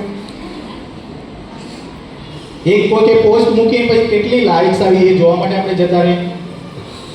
આનાથી શું થઈ રહ્યું છે ખબર? તમારા બ્રેનની અંદર એક ડોપામાઇન નામનું કેમિકલનો સ્ત્રાવ થાય છે. એ ખરેખર અત્યારે એક નાની ખુશી તમને આપે પણ આગળ જતાં નુકસાન કરે. તમારા મેમરી સેલને એ ડ્રાસ્ટિકલી એકદમ તમને એમ કહેવાય ને ઉદય કેમ લાગી જાય એમ ખાઈ જાય છે. જ્યારે તમે એને પછી કંઈ વાંચવા માટે આપો છો, કંઈ પણ આપો છો તો એ મેમરી તમારી લોસ થવા માટે. આગળના 10 વર્ષ પછી મેમરી લોસ એ સૌથી મોટો રોગ હશે. આગળના 10 વર્ષ પછી એકલાપણું એ પેન્ડેમિક, જેમ કોરોના આવ્યો હતો ને એવો પેન્ડેમિક રોગ હશે. કેમ? અહીંથી ઊંચું જોવું જ નથી કે આસપાસ કોણ છે. તો મોબાઈલની સ્ક્રીનથી પણ દૂર રહેવું જરૂરી છે. આપણે જેમ ઉપવાસ કરીએ ને કે આજે નથી ખાવું, એ રીતના ક્યારેક ટ્રાય કરજો કે આજે મારે મોબાઈલ જોવો જ નથી. લખી દેવાનું, સ્ટેટસમાં જ લખવાનું કે આજે ડિજિટલ ઉપવાસ છે મારે, ફાસ્ટિંગ, ડિજિટલ ફાસ્ટિંગ. તમે જોજો તમને મજા આવશે, કોઈ તમને ડિસ્ટર્બ નહીં કરે. ચલો થોડોક તમને લાગે ચહેરા ઉપરથી કે થોડા આમ બોર થયા છો તો તમને એક વધારે એક એક્ટિવિટી કરાવી. તમને એમ થતું હશે ને યાદ નથી રહેતું. આપણે ખાલી સિમ્પલ એક વસ્તુ સમજીએ અને સમજાવવા માટે આપણે એક એક્ટિવિટી કરીએ. હું તમને 15 to 14 વર્ડ્સ કહીશ, એ તમારે યાદ રાખવાના છે. અને એ બધા રૂટીન હશે, કોઈ એક હાઈફાઈ નહીં હોય. આપણે સ્કૂલમાં આસપાસના વર્ડ્સ લઈશું, તમને ગમે એવા વર્ડ્સ લઈશું. તમને 1 મિનિટ આપવામાં આવશે અને યાદ રહી જશે ને એ બધા લાઇન્સર બોલવામાં આવશે. તો મેં એક બુક લખી છે, the global education navigator. A book એને હું આપીશ. એ બુકની અંદર કયું બોર્ડ તમારે રાખવું જોઈએ નાનપણમાં. તમારે વૈજ્ઞાનિક બનવું છે, આવું તો કોઈ કદાચ કીધું નહીં હોય કે તમને ખ્યાલ નહીં હોય કે તમારે સાયન્ટિસ્ટ બનવું છે, તો તમારે નાનપણમાં કયું બોર્ડ રાખવું છે? ગુજરાત બોર્ડ રાખવું છે, આઈબી બોર્ડ રાખવું છે, સીબીએસઈ બોર્ડ રાખવું છે કે ઇન્ટરનેશનલ બોર્ડ રાખવું છે? મારે બોર્ડ કોઈને ઘણી ઈચ્છા હોય ને અહીંથી આ એરિયામાંથી બહાર તો બધા બહુ જાય, જર્મની જવું છે, અમેરિકા જવું છે. ને હવે તો સ્ટુડન્ટ વિઝા ઉપર જ જવાશે. હવે ભાગીને કે ડોંકી કરીને તો નહીં જવાય. એટલે ભણવું તો પડશે જ. તો એના માટે કયા બોર્ડથી હું કયા કન્ટ્રીની અંદર જઈ શકું એ પણ એમાં લખેલું છે. 10મા પછી શું, 12મા પછી શું, 10મા પછી મારે આગળ 11-12 નથી કરવું તો એના પછી બીજા કયા કયા કોર્સિસ છે, ગવર્મેન્ટ કયા કોઈ કોર્સિસ આપે છે, મારે યુપીએસસીની એક્ઝામ આપી છે, મારે જીપીએસસીની એક્ઝામ આપી, બધી વસ્તુ એ બુકમાં છે. પણ તમારે એના માટે ફક્ત નાની એક્સરસાઇઝ કરવાની છે. હું જે વર્ડ્સ કહીશ એ તમારે યાદ રાખવાના અને મને કહેવાના છે. 1 મિનિટનો સમય મળશે. ટાઈમ બહુ ઇમ્પોર્ટન્ટ છે, રાઈટ? હું પણ 1 મિનિટ વધારે બોલીશ ને તો મને આવી જશે ચિઠ્ઠી કે પૂર્ણ કરવા વિનંતી. આવું આવે છે એટલે કહું છું. ઓકે, બોલું છેલ્લે lords of the last bench LLB બધા પાછળ એલએલબી છે. ઓકે તો સ્ટાર્ટ કરીએ આપણે. School, benches, monkeys, table, Salman Khan, mobile phone, Spiderman, mountain, river, temple, Deepika Padukone, diamond necklace, Yo Yo Honey સિંહ,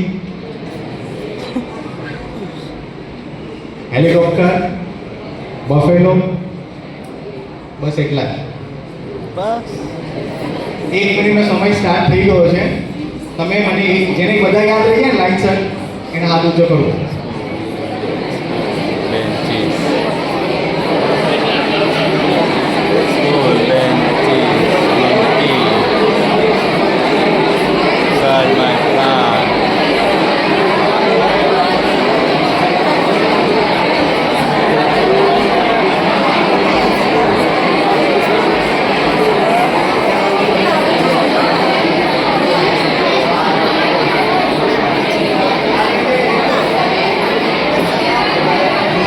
યાદ રહી જાય લેજો પાછી. જે પહેલા હતા વહેલાના ધોરણે જલ્દી 30 સેકન્ડ છે હવે.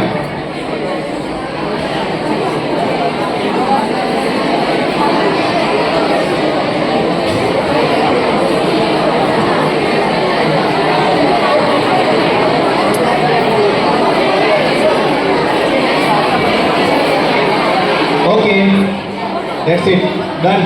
કેટલાને યાદ રહ્યા? બધા લાઈન સર. આ તો સિમ્પલ બધા હતા ને, આ તો ભણવાનો કોઈ કોર્સ જ નતો. મેં કોઈ તમને પ્રયોગ કે કોઈ ડેફિનેશન કે કંઈ પૂછ્યું. લાઈન સર કહેવાનું છે અને એક જ જણે બોલવાનું છે. કોઈ બોલી શકશે?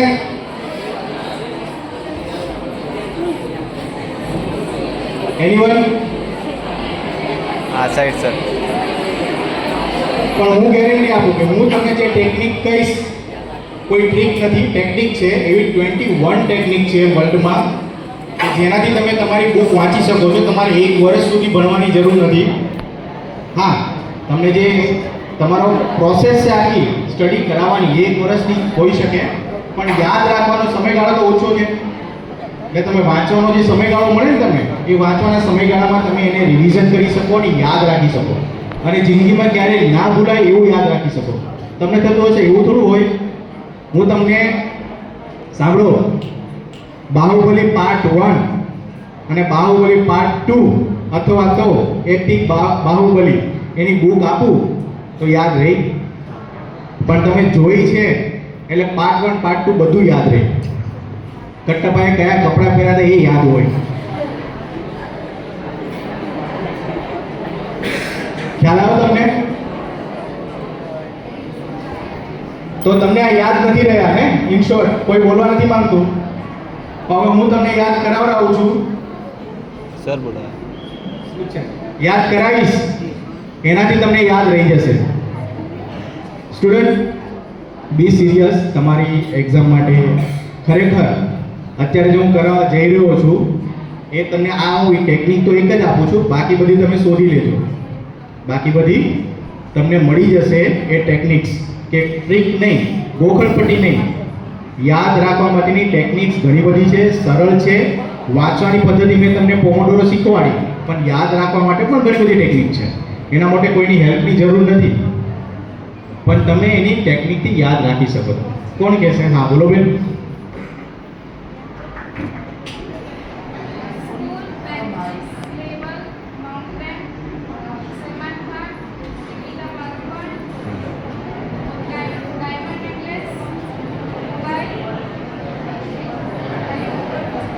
Very good.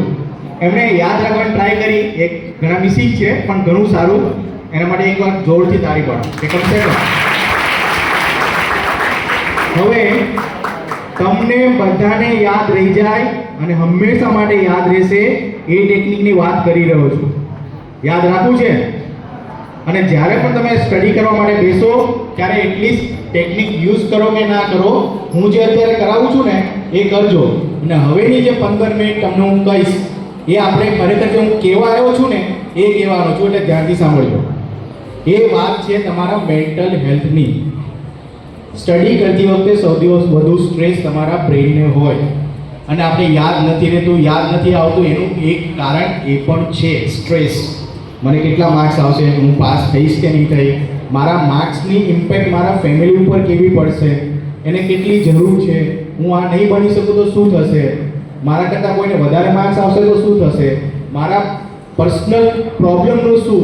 આ બધા જ્યારે તમે વાંચવા બેસો ને ત્યારે બધા પ્રશ્નો ઊભા થાય, ત્યાં સુધી યાદ ના આવે. તો એના વિશે આપણે વાત કરીશું, એને કઈ રીતના કંટ્રોલ કરવા, મેનેજ કરવા, એ બધી વાત કરીશું. પણ એના પહેલાં આપણે ટેકનિકની વાત કરીએ તો તમને આઈડિયા આવશે. તો પહેલાં હું તમને જે અત્યારે કરાવવા માંગુ છું ને એને જીબ્રિક્સ કહેવાય. શું કહેવાય? જીબ્રિક્સની કોઈ લેંગ્વેજ નથી. જીબ્રિક્સની લેંગ્વેજ નથી. જીબ્રિક્સ એક મેડિટેશન છે. શું છે? મેડિટેશન છે.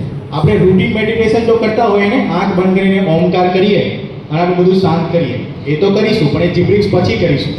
તો તમને એક અલગ શાંતિનો અનુભવ થશે. હું ગેરંટી મારી કહું છું કે તમે જો આ પ્રોસેસમાં ભાગ લેશો તો તમને 100% એક એવી શાંતિનો અનુભવ થશે કે એના પછી તમે સ્ટડી કરો કે તમારું પોતાનું કંઈ પણ વિચારો કે કામ કરશો તો 100% એમાં સફળતા મળશે. તમારું કોન્સન્ટ્રેશન લેવલ ગેરંટીથી વધશે, ગેરંટીથી વધશે 100%. તો પહેલું તમારે કરવાનું છે જીબ્રિક્સ. જીબ્રિક્સ કરતી વખતે લોકો ઘણા એક કહે છે કે આ શું ગાંડા જેવું કરાવો છો, પણ આ ખરેખર જીબ્રિક્સ બહુ જ સારી વસ્તુ છે જેની કોઈ લેંગ્વેજ નથી અને તમે કરી શકો છો અને તમારે અત્યારે બધાએ કરવાનું છે. ઓકે? હવે તમને થશે લેંગ્વેજ વગરનું એટલે શું? અચ્છા કોઈ એમાં તમિલ, તેલુગુ કોઈ લેંગ્વેજ આવડે છે કોઈને? નથી આવડતી? જો હું બોલું, દાખલા તરીકે હું તમને લાગતું આ સાઈડ બધા પડતા આવડતી હશે તો એક લેંગ્વેજ બોલું છું, કદાચ તમે મને ખાલી ઓળખી બતાવો કઈ લેંગ્વેજ છે. ઓકે? ઓળખી બતાવવાની છે.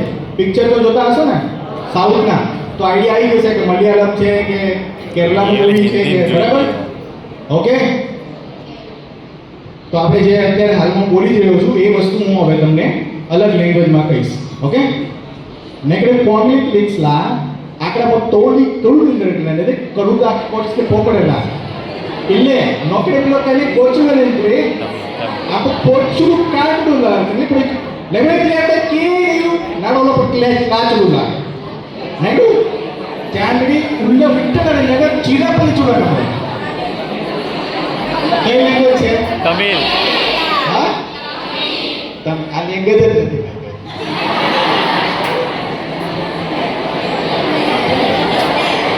ઓકે, સારું. તો જીબ્રિક સાઉથ કંઈક છે, એની કોઈ લેંગ્વેજ નથી. તમારે ખાલી જીભથી તમારે બોલવાનું છે. તમારે જે બોલવું એ બોલો. આજે કોઈ ટીચર તો કોઈ ના નહીં, પણ હા એકબીજાને હેરાન કરતી રીતે નહીં કરવાનું, પણ તમે બોલો. 1 મિનિટનો સમય આપીશ. સાંભળો પ્રોસેસ સાંભળો. 1 મિનિટ જીબ્રિક કરીશું. હું હાથ ઊંચો કરું એટલે બંધ કરવાનું, આંખો બંધ કરવાની અને 3 થી 4 વાર આપણે ઓમકાર કરીશું. પછી હું તમને ટેકનિક કહીશ કે તમારે ટેકનિકમાં તમારે એ પ્રમાણે આગળ વધવાનું. જેવી તમે ટેકનિક યુઝ કરીને આ શબ્દ યાદ રાખશો તમને 100% યાદ રહી જશે. અને એના પછી હું તમને ખાલી 4 વસ્તુ કહેવાનો છું, પછી આપણે રજા.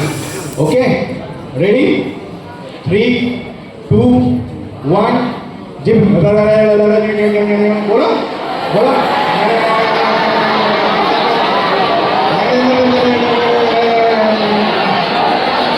ગુસ્સો કરો, હસો, કંઈ પણ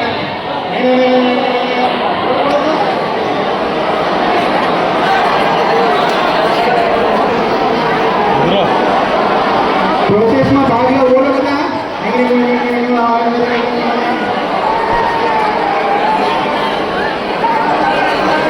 બોલો બોલો, જોરથી બોલો, જોરથી. અવાજ કઈ આવતો કે હજી જોરથી બોલો બોલો.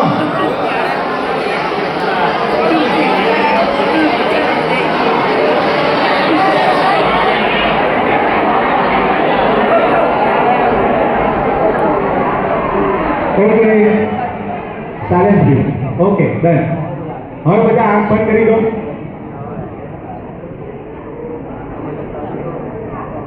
આંખ બંધ રાખજો. કમ્પ્લીટલી આંખ બંધ રાખો. કોઈની પણ આંખ ખુલ્લી હોવી જોઈએ ને પ્લીઝ, એક રિક્વેસ્ટ છે. ઊંડો શ્વાસ લેવાનો છે. શ્વાસ છોડતી વખતે ઓમ બોલવાનું.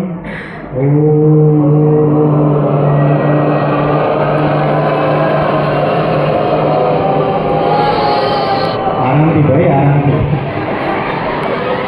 ફરીથી ઊંડો શ્વાસ લેવાનો છે.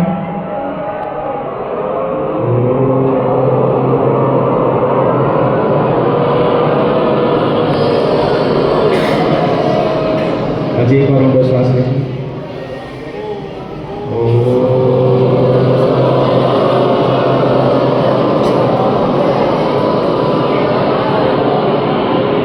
હવે આંખો બંધ રાખીશું. હું તમને જે કહું છું ને તમારે ખાલી જોવાનું છે. આંખો કોઈની પણ ખુલ્લી નહીં હોય. જે ખુલ્લી રાખશે ને ટેકનિકનો લાભ નહીં થાય. આંખો બંધ રાખીશું. તમને લાગશે મેજિક થયું. આંખો ખોલશો નહીં. તમે પહેલાં તમારી સ્કૂલને યાદ કરો.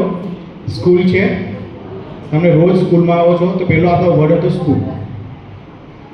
સ્કૂલની તમે અંદર આવો છો તો અંદર રોજ તમે એક બેન એવું બોલ્યા હતા કે આપણે બેન્ચીસને કોતરીને આપણી પોતાની બનાવી દીધી છે.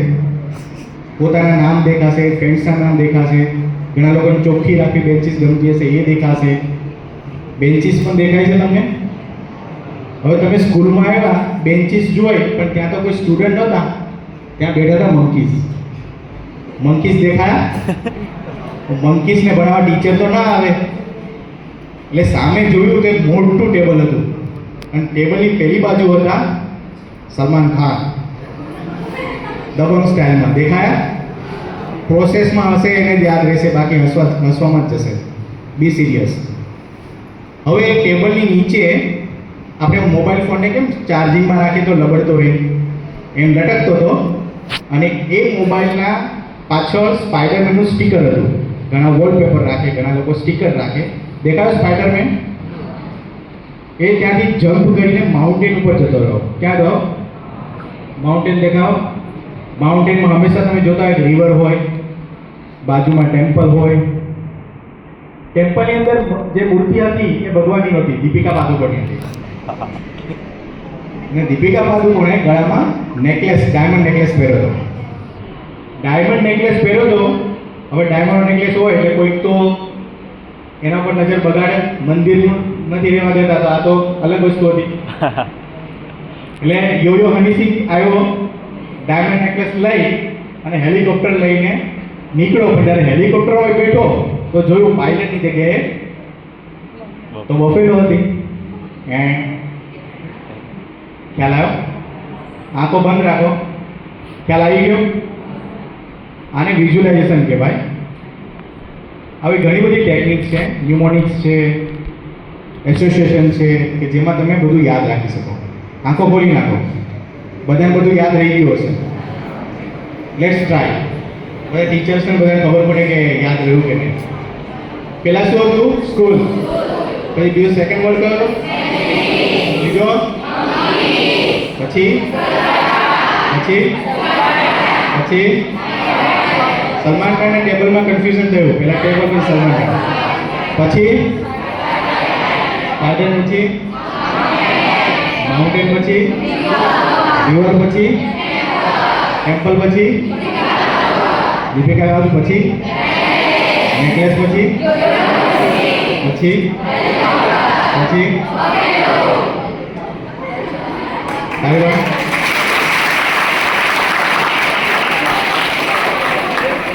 હવે ઘરેથી નીકળતી વખતે મમ્મી કે પપ્પા 5 વસ્તુ લાવવાનું કે તો એમાંથી 2 યાદ રહે કે 3 યાદ રહે, એકાદું તો ભૂલી જ જઈએ. ભૂલી જઈએ ને? તો આ ટેકનિક પણ છે, એસોસિએશનની ટેકનિક પણ છે. તમે યાદ રાખી શકો. કોઈ પણ વસ્તુને તમે યાદ રાખવા માટે એને નજરે જુઓ ને તો જ તમને યાદ રહે. કેમ કે આપણા બ્રેનની લિપિ કઈ છે?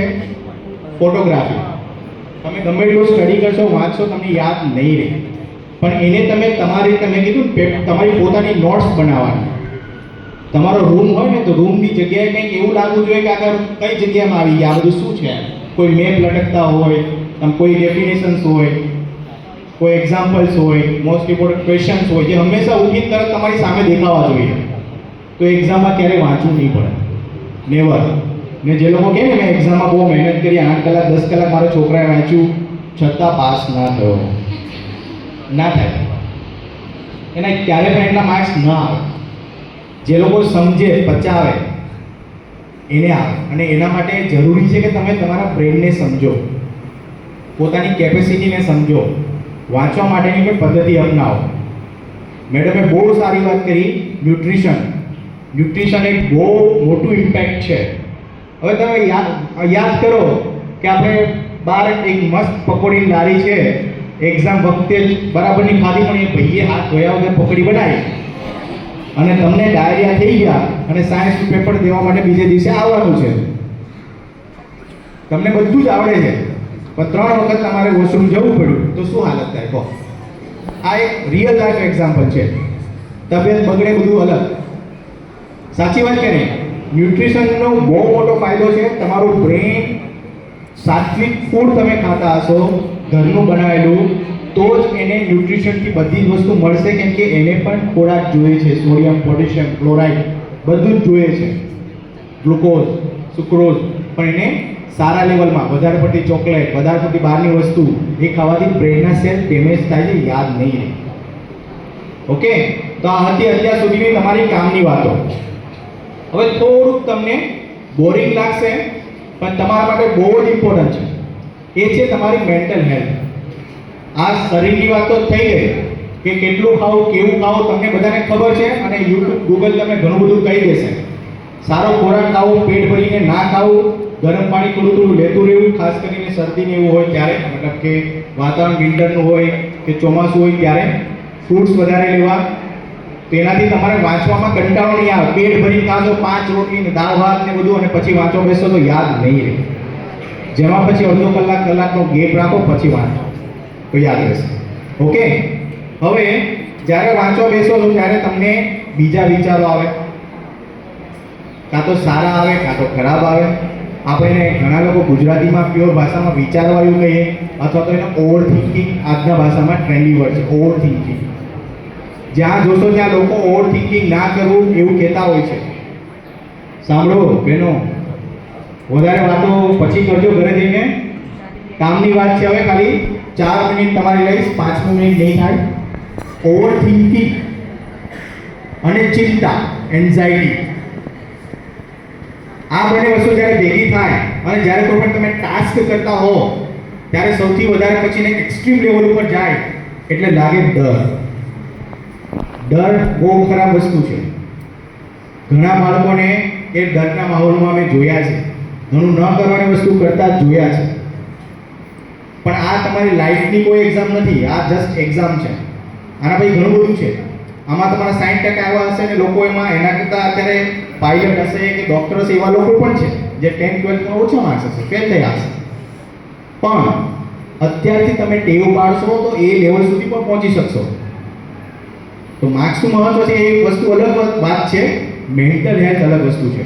તમારે માર્ક્સ લાવવા છે કે નથી લાવવા એ અલગ વાત છે.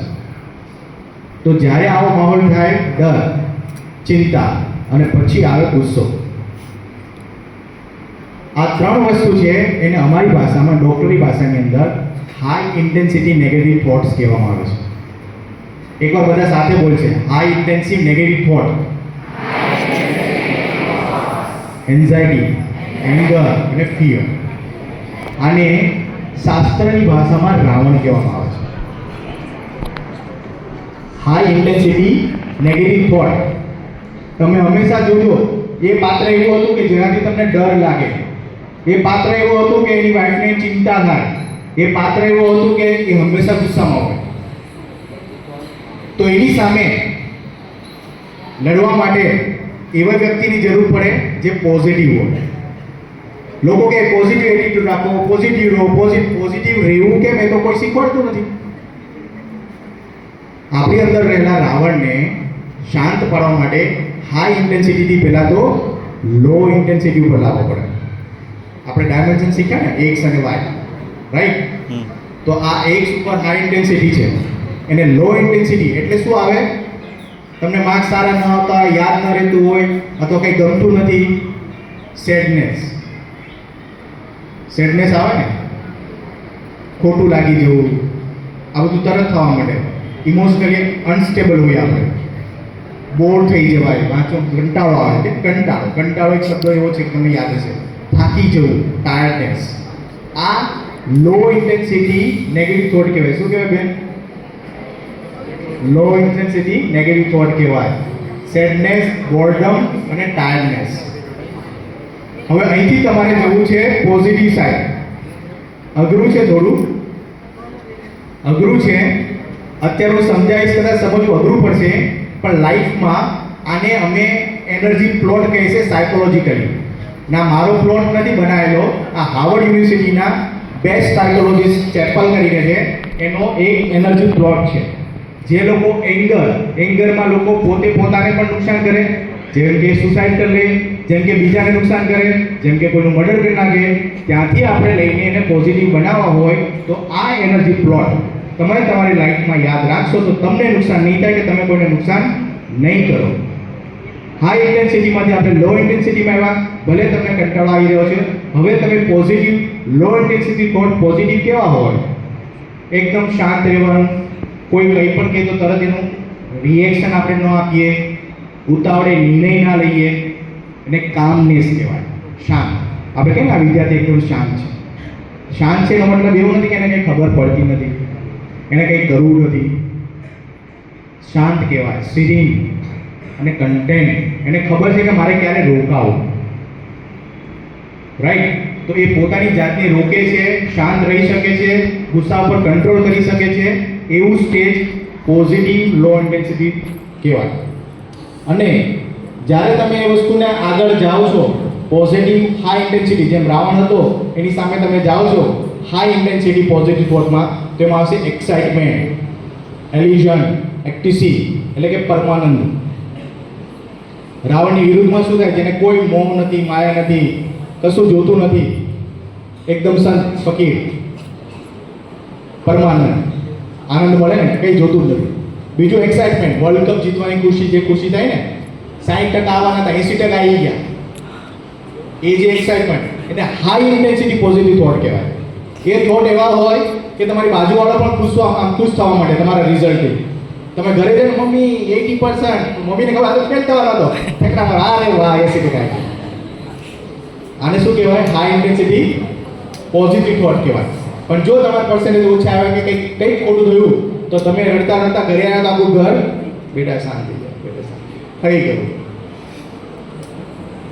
એટલે આ એનર્જી પ્લોટને સ્ટુડન્ટની લાઈફમાં પણ ઇમ્પોર્ટન્ટ છે, કોઈની પણ અમારી લાઈફમાં પણ ઇમ્પોર્ટન્ટ છે. તમે જ્યારે ઓફિસ જોઈન કરશો, તમે કંઈક કામ કરવા જશો, પોતાનો બિઝનેસ સ્ટાર્ટ કરશો, ત્યાં પણ ઇમ્પોર્ટન્ટ છે. કેમ કે અત્યારની લાઈફની અંદર ઇમોશનલી લોકો બધા સ્ટેબલ નથી. હવે તમને એમ થતું છે સર આ શું સમજાવો છો ઇમોશનલી સ્ટેબલ એટલે? એક સાદા એક એક્ઝામ્પલ તરીકે લઈએ. બે પાક્કા ફ્રેન્ડ હતા, એ નર્મદા કેનાલમાં નાહવા માટે ગયા. આ સમાચાર તમે સાંભળ્યા હશે, દર વર્ષે સાંભળતા હશો. એક જણે કૂદકો માર્યો, ખબર ના પડી કેટલું પાણી ઊંડું છે, કે બિચારો ડૂબવા માંડ્યો.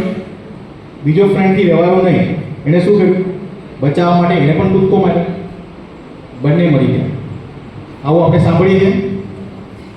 આ ઇમોશનલી વેલબિંગ નતા. કમસે કમ પેલો કૂદકો માર્યો તો એની ભૂલ હતી, પણ બીજાએ કૂદકો મારવાની જરૂર નથી. પણ એ ઇમોશનલી સ્ટેબલ નહોતો, એનો ઇક્યુ લેવલ એટલો હાઈ નહોતો. એટલે એ તણાવમાં એની એક ભાવના હતી કે હું મારો ફ્રેન્ડ ડૂબે છે ને, લાવ હું પણ બચાવી દઉં. પણ જો ઇમોશનલી સ્ટેબલ હોત તો એ ત્યાં રોકાઈ જાય. એમાં બંનેનો ફાયદો થાય. કોઈની મદદ લઈ શકો હોત, પોતાની જાન બચાવી શકો હોત, 108ને ફોન કરી આસપાસથી મદદ લઈ શકે, દોરડું ફેંકી શકે. આને ઇમોશનલી સ્ટેબલ વ્યક્તિ કહેવાય, જે આવું કરે. ખ્યાલ આવે? એટલે લાઈફમાં આપણી આસપાસના લોકો ઘણા બધા એવા હશે, તમને વાંચવાનું નહીં ગમતું હોય તો એ ફોન કરશે, યાર કંટાળો આવે છે. તમે તો ચાલ આપણે બહાર કંઈક ફરીએ, તો હા ચલો ચલો હા. એની જગ્યાએ એને તમે એવું કંઈક કહેશો કે આ રીતના નહીં, તો આ રીતના વાંચ, કંટાળો નહીં આવે. હું મારું પૂરું કરી લઉં પછી તને હેલ્પ કરું. આને ઇમોશનલી સ્ટેબલ કહેવાય. એવા ઘણા બધા એક્ઝામ્પલ છે. અત્યારે તમને ખબર હશે કે આઈક્યુ લેવલ બધાનું ઘણા બધા આલ્બર્ટ આઇન્સ્ટાઈનથી માંડી બધા લોકોએ પોતાના ચેક કરાવ્યા છે. ઘણાના હાઈ છે, ઓછા, પણ કોઈએ ઇક્યુ લેવલ ચેક કર્યું છે? ઇક્યુ એટલે શું એ ખબર છે કોઈને? ઇમોશનલ એ જ ખબર છે. આઈક્યુ તો ખબર છે ને? શું છે આઈક્યુ? Intelligent question. એનો એક, તમે કેટલા બધા ઇન્ટેલિજન્ટ છો એનો એક માપદંડ. એવી રીતના ઇક્યુ આવે. તમે ઇમોશનલી કેટલા ઇન્ટેલિજન્ટ છો એનો એક માપદંડ. તમે પોતાની લાગણી, તમારી સામેવાળાની લાગણી એને સમજી શકો છો. આપણે કહેવાય ને કે તમે, આપણે ઘણીવાર વાતમાં કહીએ ને, તું મારી જગ્યાએ હોય તો શું કરે? બંનેના વિચાર અલગ અલગ હોય ને, એક વિચાર ના હોય. તો આપણે પણ આપણી ક્યારે લાઈફની અંદર આવો જ્યારે આવે ત્યારે તમે જ્યારે વાંચો બેસતા હો, તમારો દિવસની શરૂઆત હોય ત્યારે આ વસ્તુ ધ્યાન રાખવાની કે હું ઇમોશનલી સ્ટેબલ છું. મને આજે કોઈ નેગેટિવ થોટ નહીં આવે. હું કોઈ પણ જગ્યાએ તરત રિસ્પોન્ડ નહીં કરું, કૂદકો નહીં મારો પાણીમાં આપણે. અને દર કલાકે અમે લોકો તો ચેક કરવાનું હોય. જ્યારે તમે સ્ટડી કરતા હો સ્ટડી રૂમમાં કે કલાકે ચેક કરવું પડે. નકર તમારો 6 કલાક કેમ જતા રહેશે, 10 દિવસ કેમ જતા રહેશે ને એક્ઝામ આવી જશે ખબર નહીં પડે કે પાછલી કલાકમાં મેં શું કર્યું, મને કંઈ યાદ રહ્યું? ચેક કરો. પાછલી 3 કલાકમાં મેં શું કર્યું, મને યાદ રહ્યું? લોકો 10 કલાક વાંચે છે છતાં એક્ઝામમાં રિઝલ્ટ નહીં આવતું, પણ એ ચેક નથી કરતા. ચેક કરો. મેં 3 કલાક વાંચ્યું, 3 કલાકમાં મને શું યાદ રહ્યું લખો.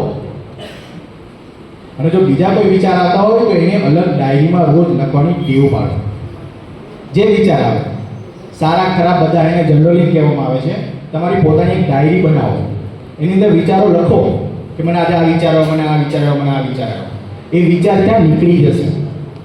અથવા તો પોતાના એક ટ્રસ્ટ વર્ધી પર્સન જેના પર તમે પૂરેપૂરો વિશ્વાસ કરી શકતા હો એને વાત જણાવો કે મને એક આવો વિચાર આવ્યો, સારો ખરાબ.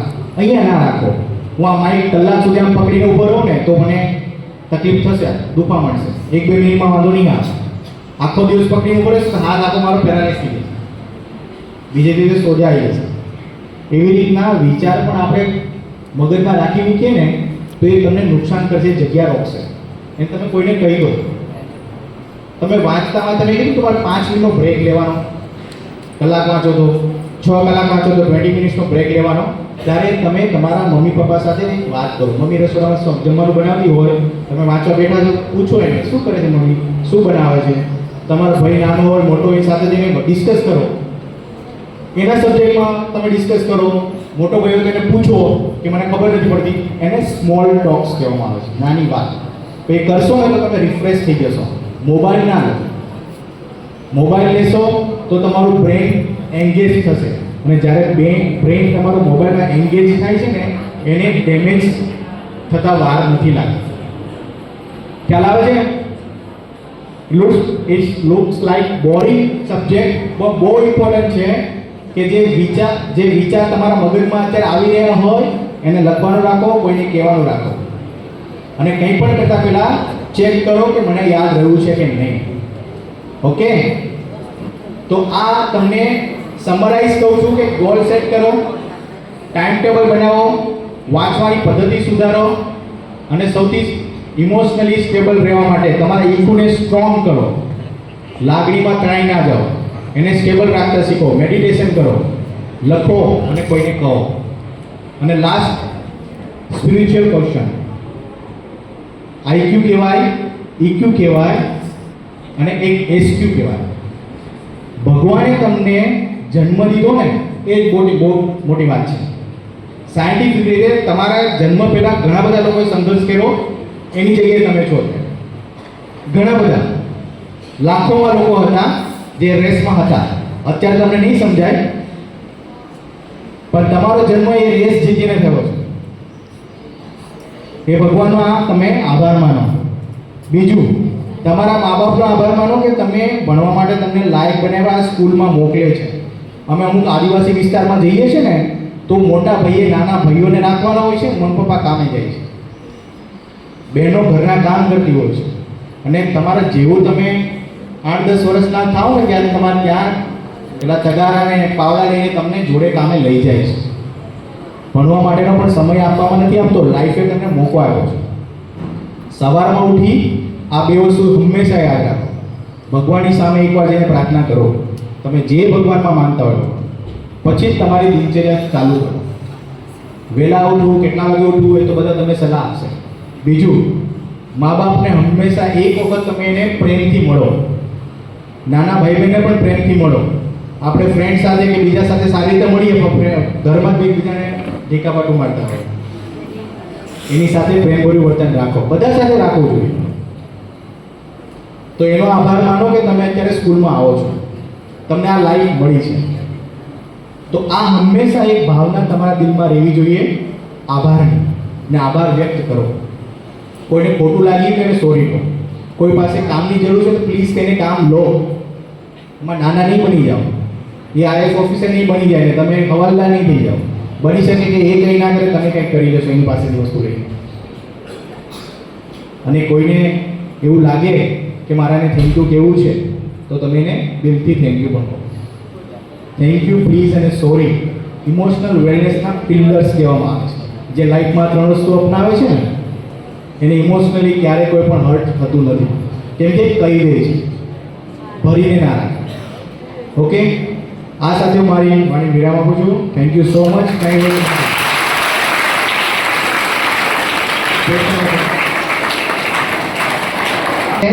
पूर्णता में आ रहे थे. बारिश ऐसी हो कि समुद्र में तूफान आ जाए और तालियां ऐसी बजे कि महफिल में जान आ जाए. फरी को जोड़ना पड़ेगा આપણે સાઈડ में रह लઈએ.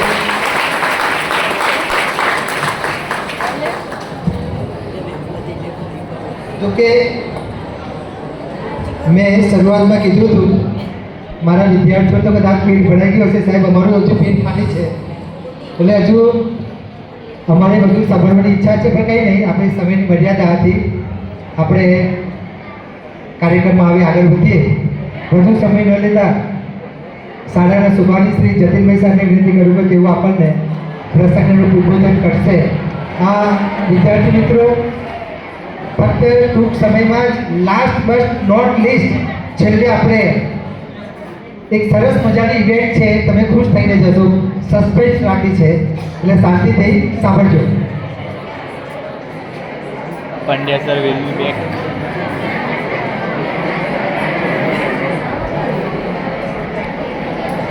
સૌ મિત્રો 5 મિનિટ ધ્યાન આપો.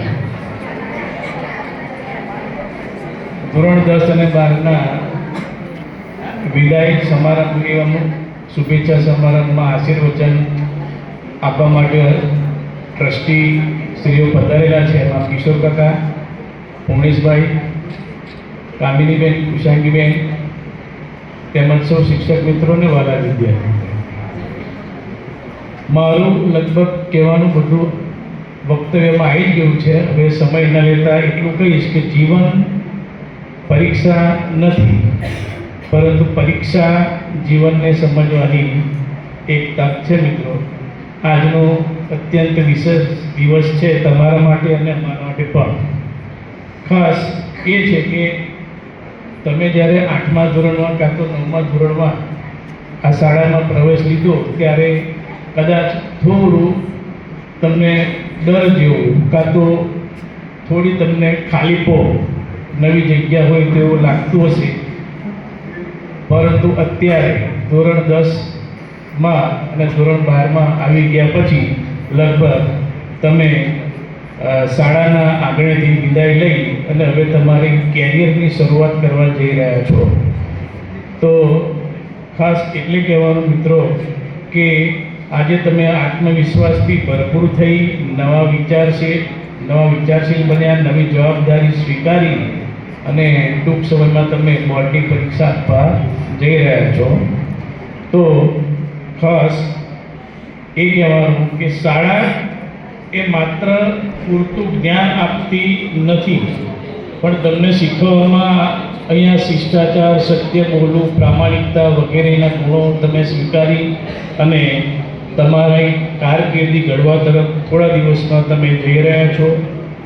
તમારા જીવનમાં એવી ઘણી ક્ષણો આવશે મિત્રો કદાચ થાકી જવાની પણ લાગણી થાય, હારી જવાની પણ લાગણી આવે, પણ આ શાળાની દિવાલો જેમ સાહેબે કહ્યું, પ્રભાત સાહેબે, ડૉક્ટર સાહેબે, કે શાળાની દિવાલો તમારા શિક્ષકો, માતા પિતાના આશીર્વાદ આ જે છે તમને શક્તિ આપશે. યાદ રાખજો, જે હારે છે તે હારતો નથી, પણ જે પ્રયત્ન છોડે છે એ ખરેખર હાર્યો કહેવાય, એવું કહી શકાય. પરીક્ષા એટલે માત્ર માર્કશીટ મેળવવાની નથી, તમારી આત્મવિશ્વાસ, તમારા ધૈર્યની કસોટી છે મિત્રો. તમારું લક્ષ્ય કેટલું પણ મોટું કેમ ન હોય, ઈરાદો મજબૂત હોવો જોઈએ.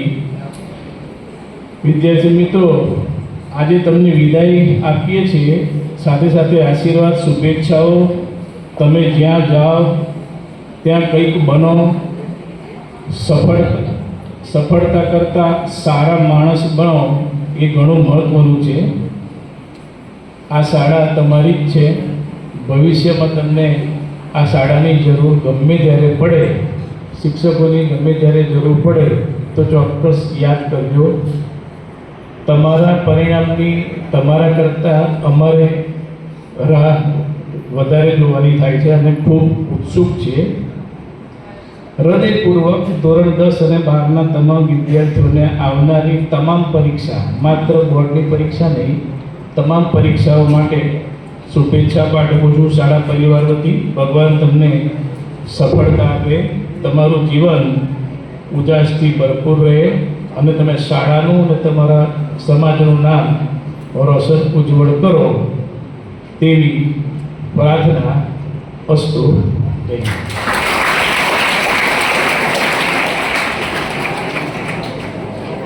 સાહેબનો આપણે ખૂબ આભાર માનીએ. વિદ્યાર્થી મિત્રો, એક સૂચના છે કે તમે જ્યારે પ્રેમ ભોજન લેવા માટે આપણે જઈશું ત્યારે તમને એક પેમ્પલેટ આપવામાં આવશે. એમાં QR કોડ હશે. એ QR કોડથી તમે સ્કેન કરી અને તમે તમારા મૂંઝવતા પ્રશ્નો જે કંઈ હોય એ તમે એમાં રજૂ કરી શકો છો. હવે મને તો પાછળ બેઠા બધા વિચારો જ આવે છે બસ એમ. એટલે હમણાં જ એક વિચાર આવ્યો કે બધા જ આટલી બધી સફળતા આપે છે, શુભેચ્છા આપે છે, તો મારે પણ કંઈક બોલવું જોઈએ. બહુ નહીં બોલું, ફક્ત અડધી સેકન્ડ.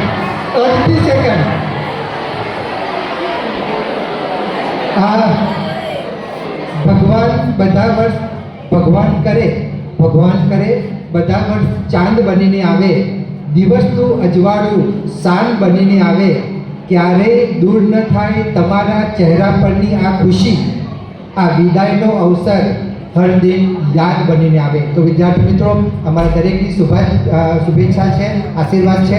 હવે સંગીત વગર કોઈ પણ કાર્યક્રમ અધૂરો છે, બરાબર? અને મેં તમને કીધું હતું કે છેલ્લે એક મજાની ઇવેન્ટ છે.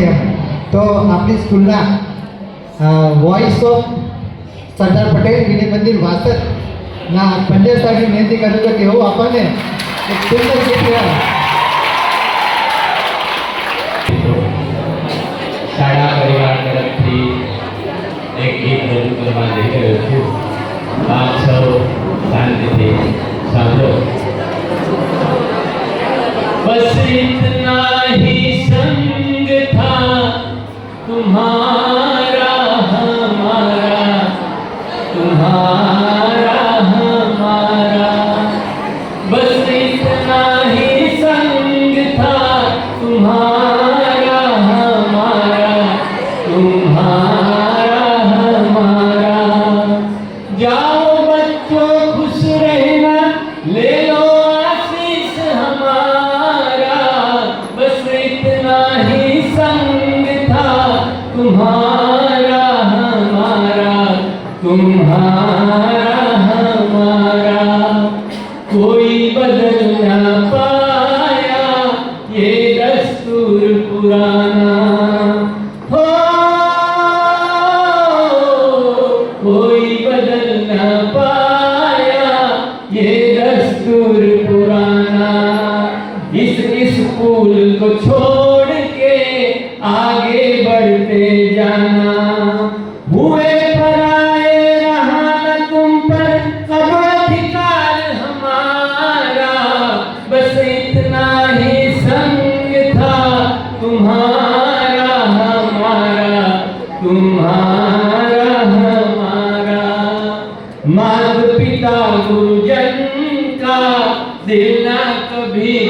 निभाना, माता पिता गुरुजन का दिल ना कभी दुखाना, तुम उनके सपनों को पूरा करके दिखाना।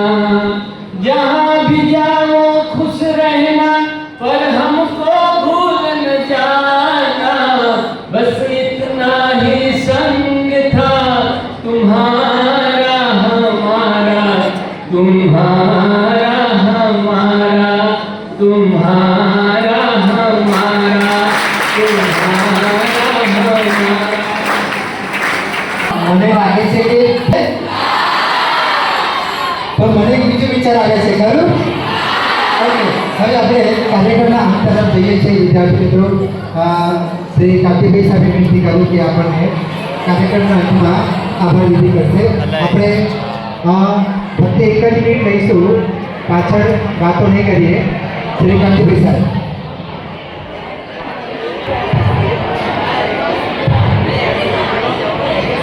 આજના આ શુભ પ્રસંગે ધોરણ 10 અને 12ના વિદ્યાર્થીઓનો જ્યારે વિદાય સમારંભ યોજાઈ રહ્યો છે, ત્યારે આપણા આમંત્રણને માન આપીને આપણી શાળાના ટ્રસ્ટી મંડળના સાહેબો શ્રી ઈશ્વરભાઈ પટેલ સાહેબ, શ્રી પૂર્ણેશભાઈ સાહેબ, કામિનીબેન અને કુશાંગીબેન, એમને પોતાનો ખૂબ કિંમતી સમય ફાળવી આપણા વતી હાજર રહ્યા અને આપણને એમને પ્રેરણા આપી, એમની હાજરીથી જ આપણને બળ મળ્યું છે. ત્યારે આપણે દિલથી આપણી શાળા વતી, આપણા શાળાના આચાર્ય વતી અમે ખૂબ ખૂબ એમનો આભાર માનીએ છીએ. ત્યાર પછી જે વિદ્યાર્થીઓને આપણે જોયું કે એકદમ સરળ ભાષામાં અને મૌલિક રીતે આપણને એકદમ બળ પૂરું પાડ્યું છે, એવા આજના આ પ્રસંગના મુખ્ય મહેમાન શ્રી જયસિંહ પરમાર સાહેબે આપણને એકદમ લવચિક ભાષામાં સરસ રીતે વાત સમજાવી દીધી છે કે આપણે કેવી રીતે કોઈ પણ વિષયને સરળતાથી સમજી શકાય, એવો આપણને સારો બોધ આપ્યો. એ આપણને જિંદગી સુધી કદાચ આપણે એ કામ લાગશે. અને એમના આખા કાર્યક્રમનો સાર એવો હતો કે ખુદી કો કર બુલંદ ઇતના कि हर तकदीर से पहले खुदा बंदे से खुद पूछे કે બતા તેરી રજા ક્યાં હે. એટલે આપણને આપણા પગ ઉપર ઊભા રહેવાની અમને હિંમત પૂરી પાડી છે. એ આપણને કદાચ આ પ્રેરણા આપણને કાયમ યાદ રહેશે. એટલે સર અને એમની સાથે આવેલા મિત્ર સર હેમંતભાઈ સાહેબ, એમનો પણ આપણે ખૂબ ખૂબ આભાર માનીએ છીએ. આ શાળાના આચાર્ય શ્રી જતીનભાઈ સાહેબ અને આપણે શાંતિ નિકેતન વિદ્યાલયના આચાર્યશ્રી, એમણે આ કાર્યક્રમને સફળ બનાવવા માટે જે કંઈ મહેનત કરી છે તેમનો પણ આભાર. અને એમને પણ આપણને પ્રેરણા પૂરી પાડી છે અને માનસિક બળ પૂરું પાડ્યું છે.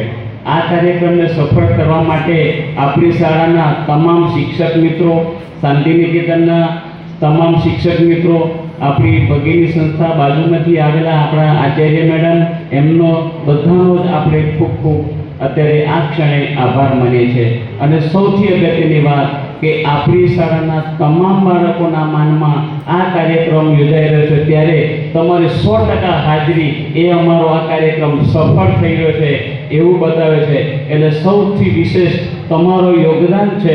અમે અત્યારે ખૂબ આપના ઋણી છીએ કે તમે છેલ્લી ઘડી સુધી અમારી સાથે છો અને આ કાર્યક્રમને સફળ બનાવવા માટે તમારી હાજરી અમને અત્યારે ખૂબ જ યાદ રહેશે. ખૂબ ખૂબ આભાર, ખૂબ ખૂબ આભાર. આભાર. આભારમાં એક વિનંતી માંગુ છું કે આખા કાર્યક્રમનું રેકોર્ડિંગ કરનાર 12 વિદ્યાર્થી રવિનો પણ આપણે આભાર માનીએ જોરદાર તાળીઓથી. કારણ કે ઊભું રહેવું, આ રીતે ઊભું રહેવું એ ખરેખર થાકી ગયો છે, પણ કંઈ નહીં, રવિ તારો પણ આભાર. આપણે અહીંયા કાર્યક્રમ પૂર્ણ કરીએ છીએ. આચાર્ય સાહેબને અને આપણા ભાઈશ્રીને, એમને પણ આપણને ટેકનિકલ ઘણી બધી મુશ્કેલીઓથી પણ આપણને ઘણો બધો સહકાર આપ્યો છે, એમનો પણ આપણે આભાર માનીએ છીએ.